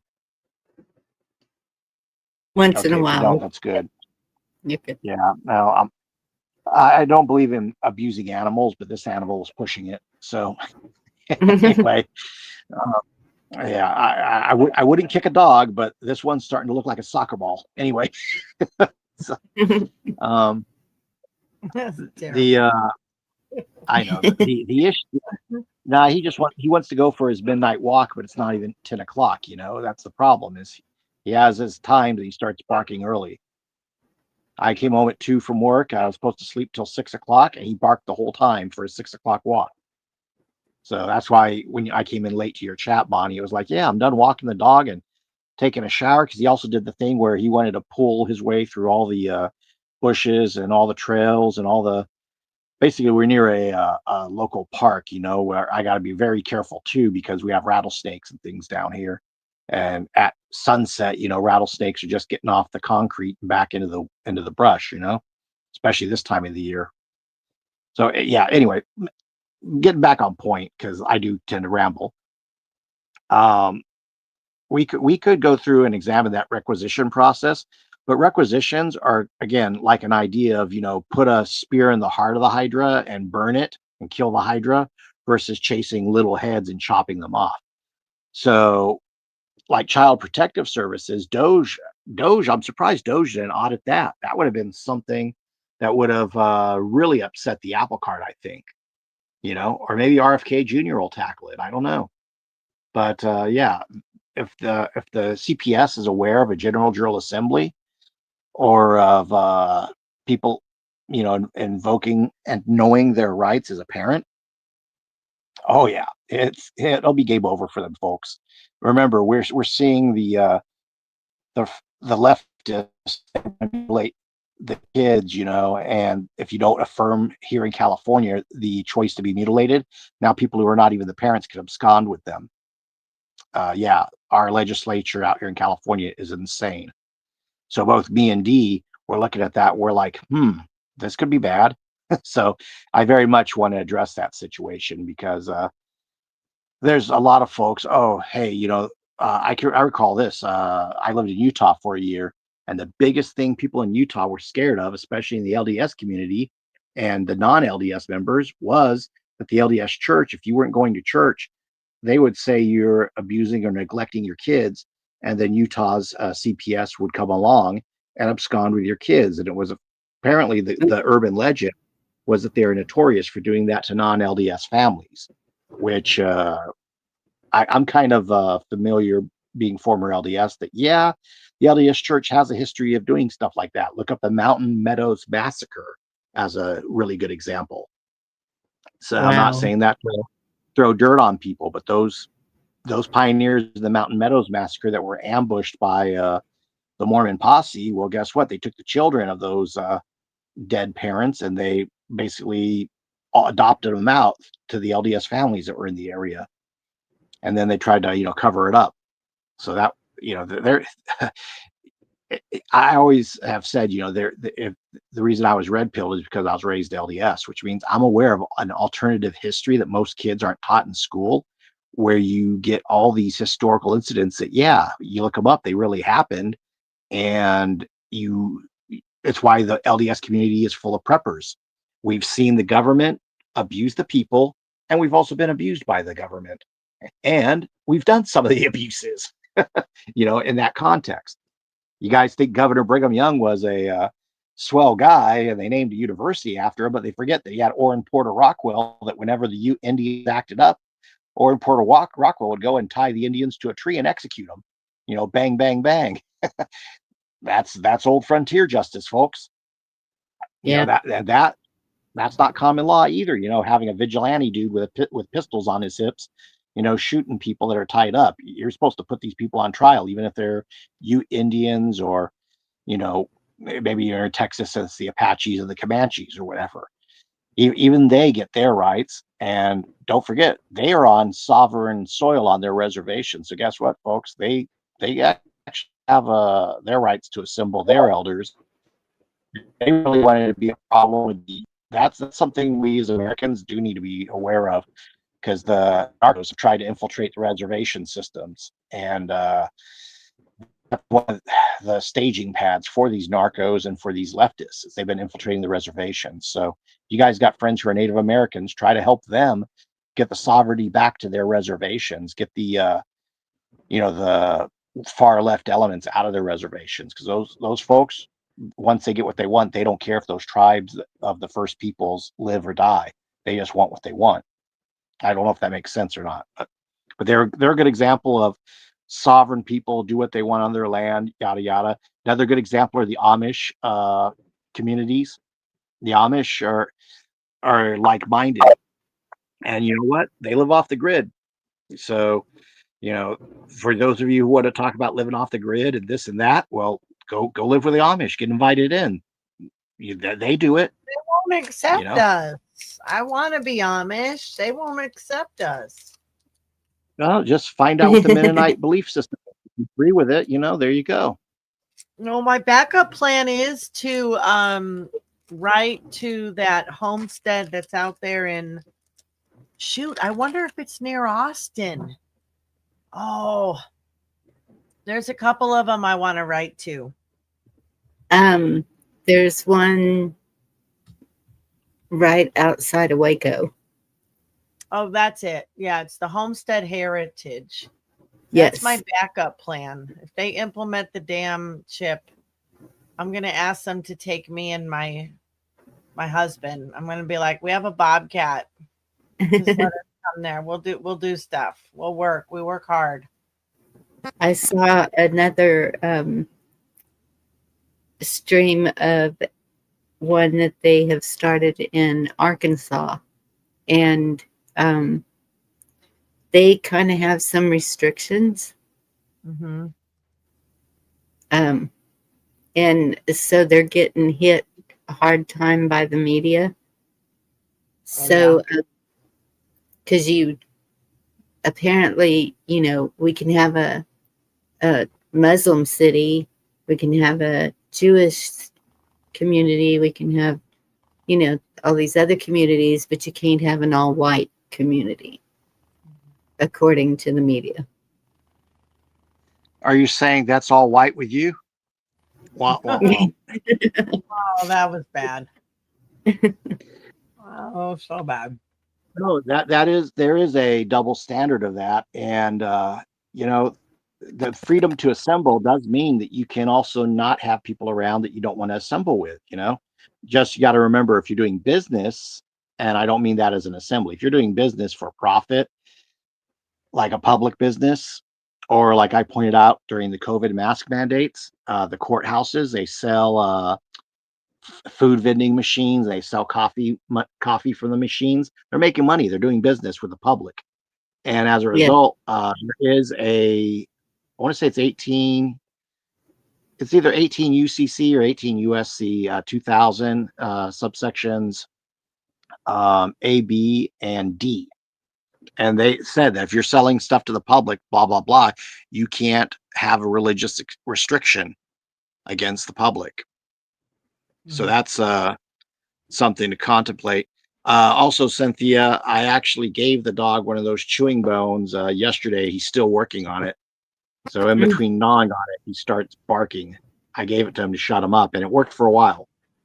And Jerry asked about New California State. New California State D could probably come. They tend to focus on NorCal, but I can tell you they are a nonprofit, and they just basically they do a lot of good work in the de facto, but they've had plenty of time to do what they're doing, and I ain't gonna pick them apart because I actually like to save that for private, because if I give you guys all my knowledge for free, it's not that I'm gatekeeping, it's that you don't have any reason to learn more next week. Right. But just remember, if they're registered as a nonprofit, whether it's a 501c4 like Turning Point or a 501c3 like most churches, that means their job is to make some type of income and to also be under the thumb of the IRS. So if we don't agree with the IRS, why would we sign up to be some type of nonprofit with IRS standing? If you want to abolish the Fed and you want to abolish the IRS, why are you plugging into that system? You're actually giving them justification to exist. See, that's the thing. We have to create systems like the Amish have that they don't touch, that are outside their system. Yes. So that's what de jure is. De facto is like, okay, I call 911 and a cop shows up. He's the de facto police. De jure is, everyone in my neighborhood is standing at my front door and like, what's the problem, Joe? Where's the bad guy? And everybody's ready to go, hold him down and drag him kicking and screaming to the courthouse. Yes. Again, citizens arrest. People used to be able to arrest people, and guess what? We still can. I make my living because I do a citizen's arrest at 911. Pretty amazing. That's all security guards do. We observe, report, and call 911, and sometimes we arrest people. So I'm just putting it out there. The American people don't want to be responsible for a citizen's arrest. Well, guess what? The guy setting a house on fire, or maybe setting a field on fire behind a park. Next thing you know, you got a brush fire. It's because nobody wanted to say, hey, buddy, put that match out.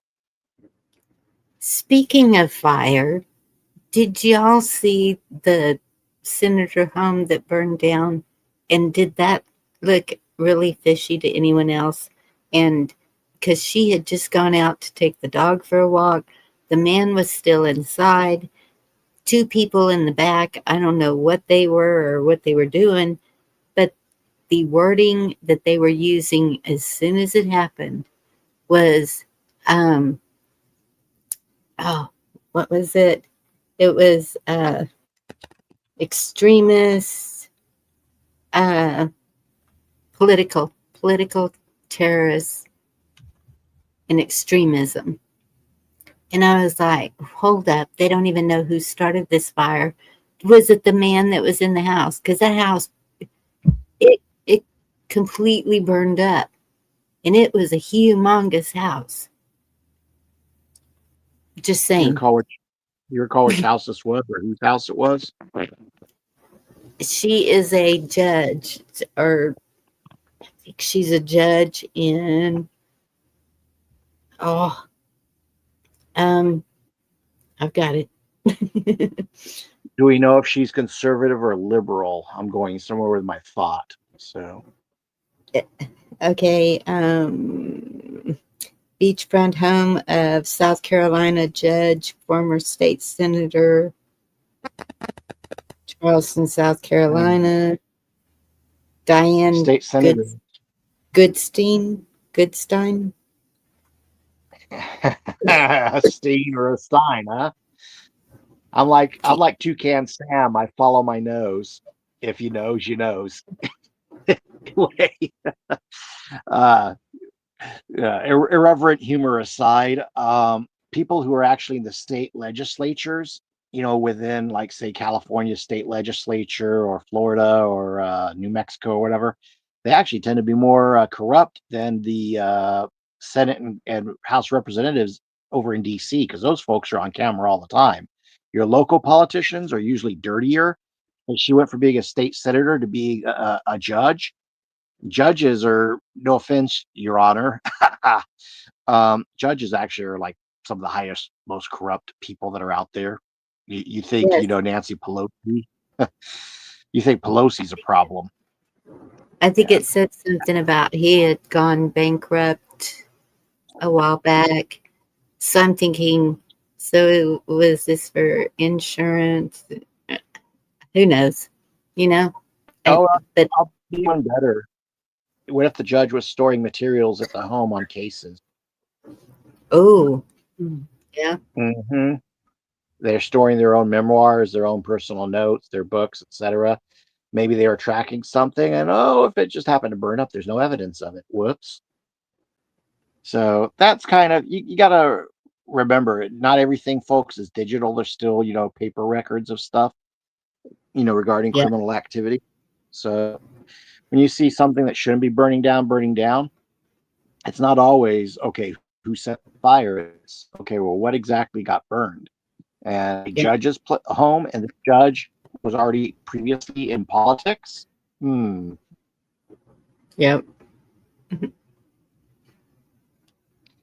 And yeah, the insurance payout, well, that goes into the what was the last name? Goldstein.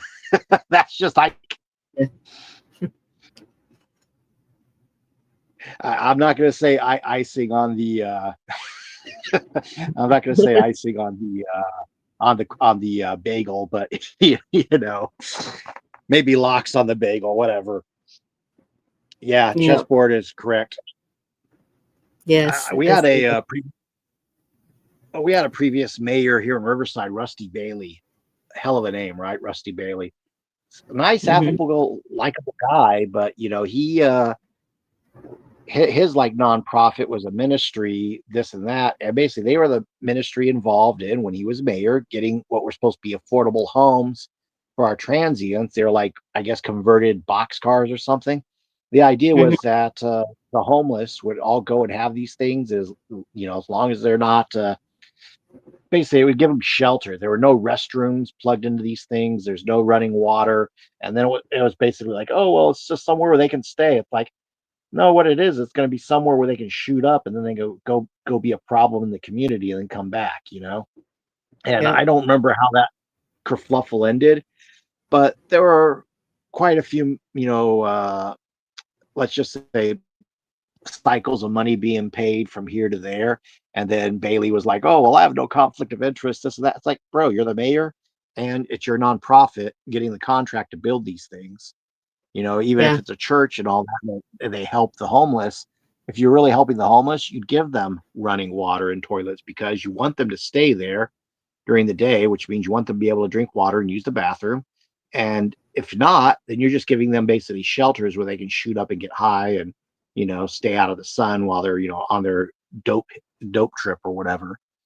That's kind of the thing is a lot of these folks, oh, I'm for the homeless.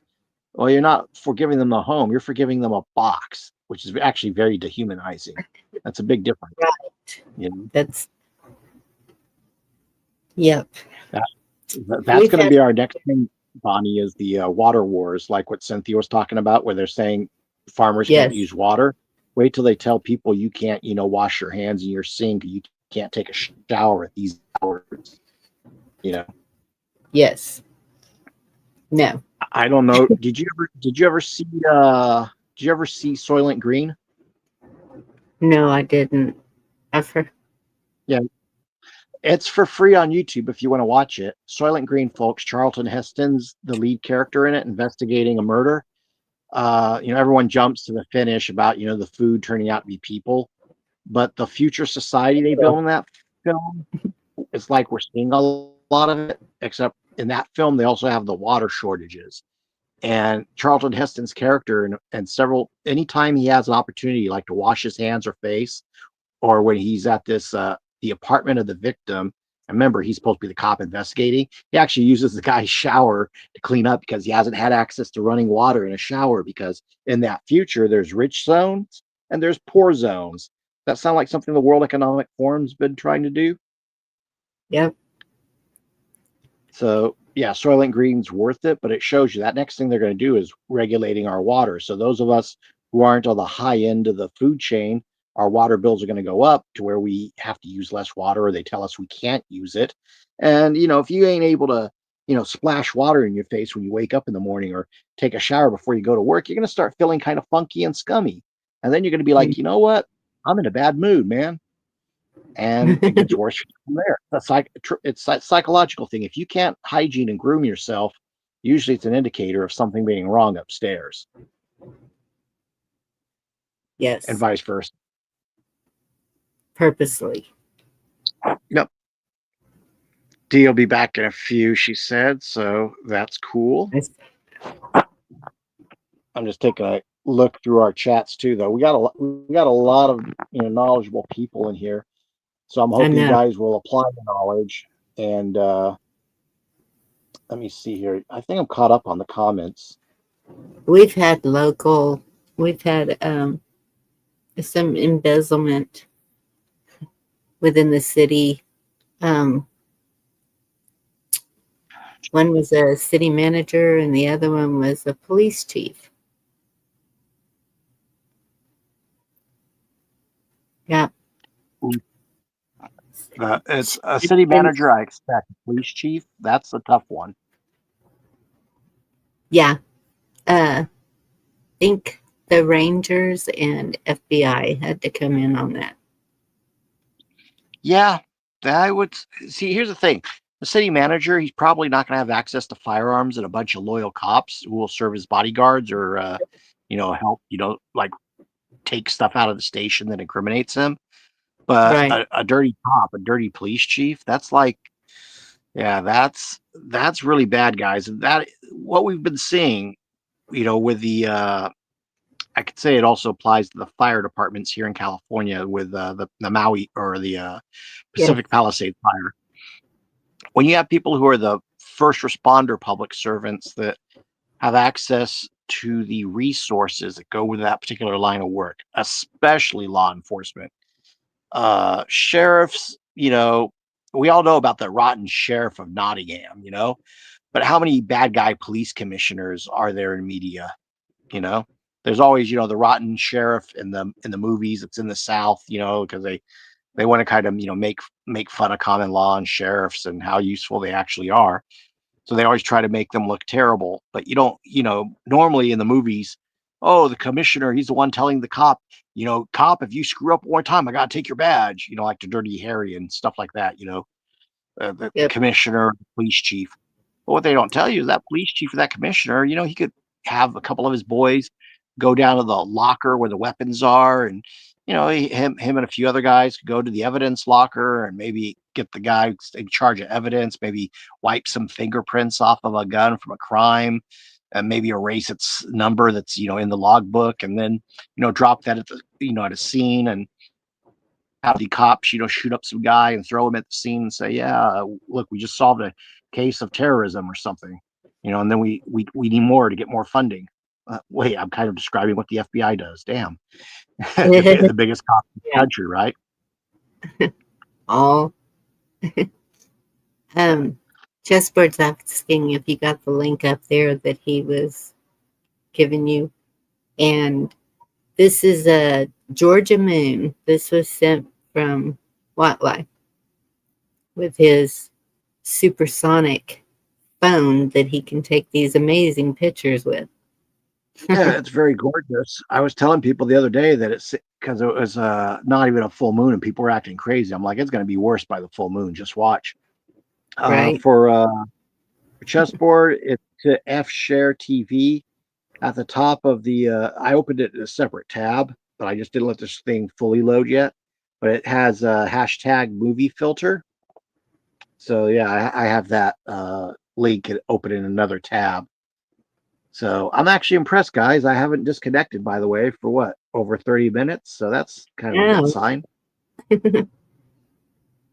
Maybe they figured out to quit trying. And your voice isn't so quiet like on the calls sometimes. Oh my goodness. Ridiculous. Well, I live about 15 minutes from downtown Riverside. I'm south of UCR and I'm across the street from a fire station. I really do think it's more the throttling. If you guys didn't know, if you have a cell phone contract, like in my case, I pay for unlimited data, but then they tell me they're going to throttle me once I get past 100 gigabytes of data. So if you're dealing like we're doing right now, StreamYard conference calls, or watching Carl Miller's Know Your Constitution, highly recommend it, ladies and gentlemen, look it up. And all this other data that I'm constantly flowing. I play InfoWars, for example, all day long as background noise, but that's because I'd rather hear news that's relevant, and not hear about what celebrities dating what celebrity, or what football scores are. I'm actually wanting to pump myself full of knowledge that preps me for the next week or two of the news. They apparently don't understand their own contract that says unlimited data. So they throttle me. Okay, great. But what you guys may or may not be aware of, and I'm sure most of you know this, is that at high peak hours, they will actually allow shopping centers and businesses, maybe the fire department across the street from me, they will allow them to get more data, and the residential areas, their signals actually decrease. They actually, for residential and private contracts, they just reduce your amount of data that you're allowed to take up on the, I don't want to say the broadband, but on the, what's the term? Someone will know what I'm saying. But yeah, basically they throttle us private individuals versus the businesses, because they're running the world as a business. So who are they going to, be concerned about more? The Kroger Ralphs down the street from me, or the Carl's Jr. or the KFC, or little old me, So if they have to process that data, those businesses actually get your priorities, and you as a regular person, you're in the back of the line. And I think that also came up during Snowden's material, besides the whole PRISM thing. In fact, I'm pretty sure Snowden did reveal that, or the whistleblower that came out before Snowden, not Bradley Manning with WikiLeaks, but I think, what was his name, Drake or whatever. He was like the one who was whistleblower during the Patriot Act era, War on Terror, that they SWAT team to pull him out onto his lawn. Might have been William Binney. And there's a lot of people that've done that crap too. I'm still waiting for them to do it to James Comey. Does anyone know if they're going to freaking pull James Comey out on his lawn with like a 4 a.m. SWAT team raid, or does he get to take a limo to the courthouse? No idea. Yeah. Oh, I don't know either. You know what the sad part, just like with P. Diddy, we want these guys to get to the courthouse nice and have themselves a perfectly fine day. That way they can stand trial, because if anybody tries to, it's like the whole, okay, great, arrest Fauci, but you guys got to make sure he gets to trial. So every time I see these arrests of these controversial personalities, I'm kind of like, okay, are they going to have them pull an Epstein in their jail cell, or what's going to happen here? Because I'm still ticked that we never saw a Jeffrey Epstein trial. That dude should have been put on trial for the whole world, and then he could claim in front of the judge, oh, I'm UK intelligence or Israeli intelligence or whatever. Well, great. Okay, who's your commanding officer? Because they're going to be, we're going to indict them and tell them to come in, or get them for international charges, etc. We the people have a right to know who it was abusing our kids. So that goes back to Dee's point about looking at CPS. Yeah, Linda Silsby, the one running the children out of Haiti for the Clinton Foundation. Yeah, we got our work cut out for us as far as stopping the. It's great that Pam Bondi and Kash Patel are saying they're stopping human trafficking and busting these child traffickers, but I'm waiting until the big names are brought in, not these little local rednecks or little narco terrorists that are like the small guys on a totem pole. Let's bring in the industrial strength traffickers, the ones that use shipping containers from China, or the ones that are organ harvesting these poor kids. And yeah, you've heard that right, organ harvesting. Yes, doing it worldwide. Yep. See, that's one of the ways, folks. Yeah, I'm going to get a little spiritual on you here. That's how there's a devil. When people can do stuff that evil, there's got to be a God to balance it out. And so, there's a devil, then there's a God. It's just like in the movie Dusk Till Dawn, where George Clooney's like, well, if those things are from hell, there's definitely got to be a heaven. Yep. Or whatever. I mean, I've actually have contemplated like, there's this amount of evil, this amount, blah, blah, blah, blah. There's got to be good to counter it. Otherwise, the world will be completely incinerated by this point. So, at bare minimum, we the people are the tools, or the hands, or the whatever you want to call us. We are God's tools in the flesh, if we choose to be. Yes. That animating spirit of liberty, that Holy Spirit, of loving our neighbor and taking care of our children, being our brother's keeper.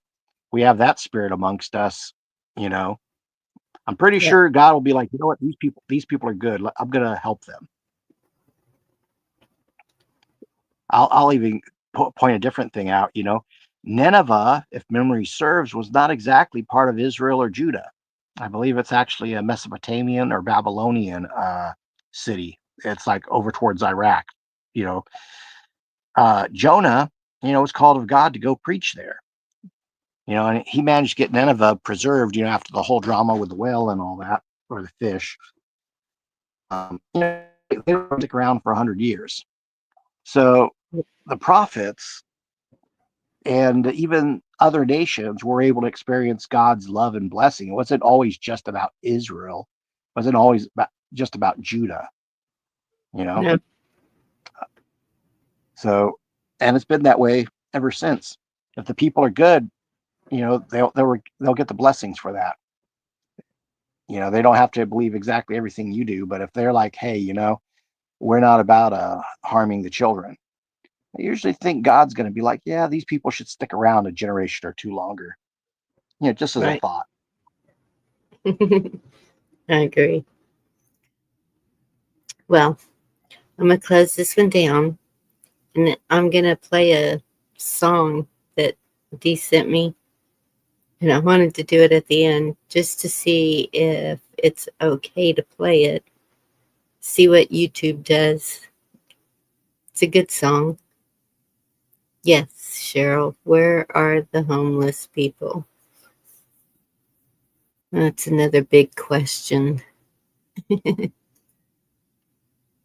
Do you know you're muted? Good night, Oh. everybody. All right. Much love. Thank you all for being here. And let's see. We'll see what happens with this song. Hope y'all stick around to listen to it. It's really a good one. Cool. Will do.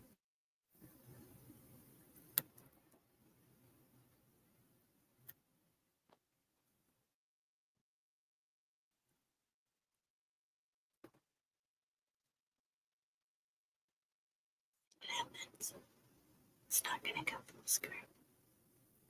Oh, for Pete's sakes. There you go.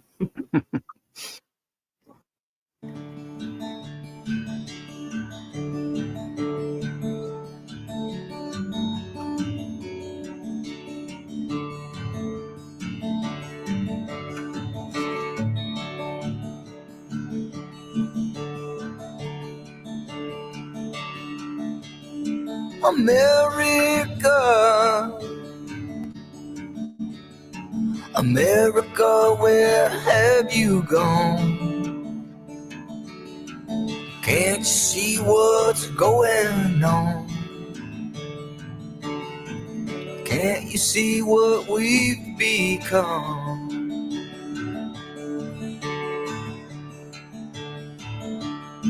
America, America, unload that gun. Save a daughter, save a son. Our bullets dress them up in blood.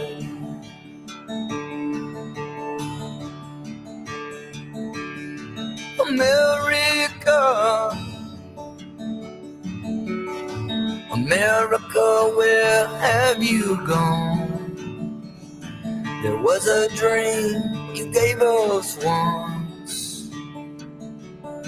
Oh, is it not for everyone?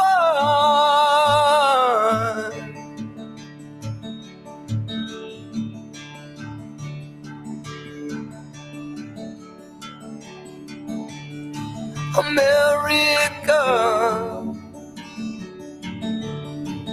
don't you leave us in the dark. Let Our Lady light her torch out in the harbor of New York.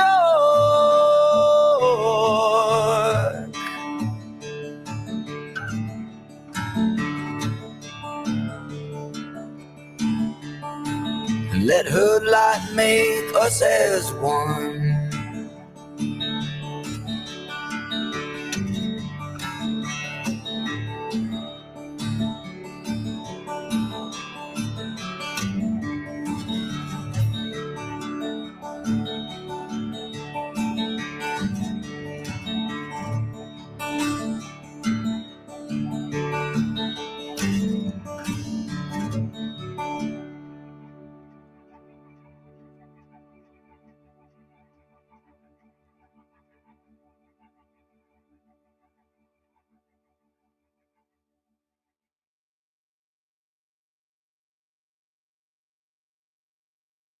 All righty.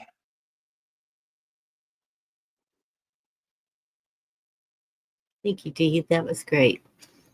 Y'all have a blessed night. Yep. Thank you all That was for being beautiful. here. Love me some acoustic guitar. Um, let me- Ruh-roh. We're still here. Psych. Okay, got Guys, that off. God bless. Take care. God bless you all. Much love. Good night, everybody. It's not letting you end it.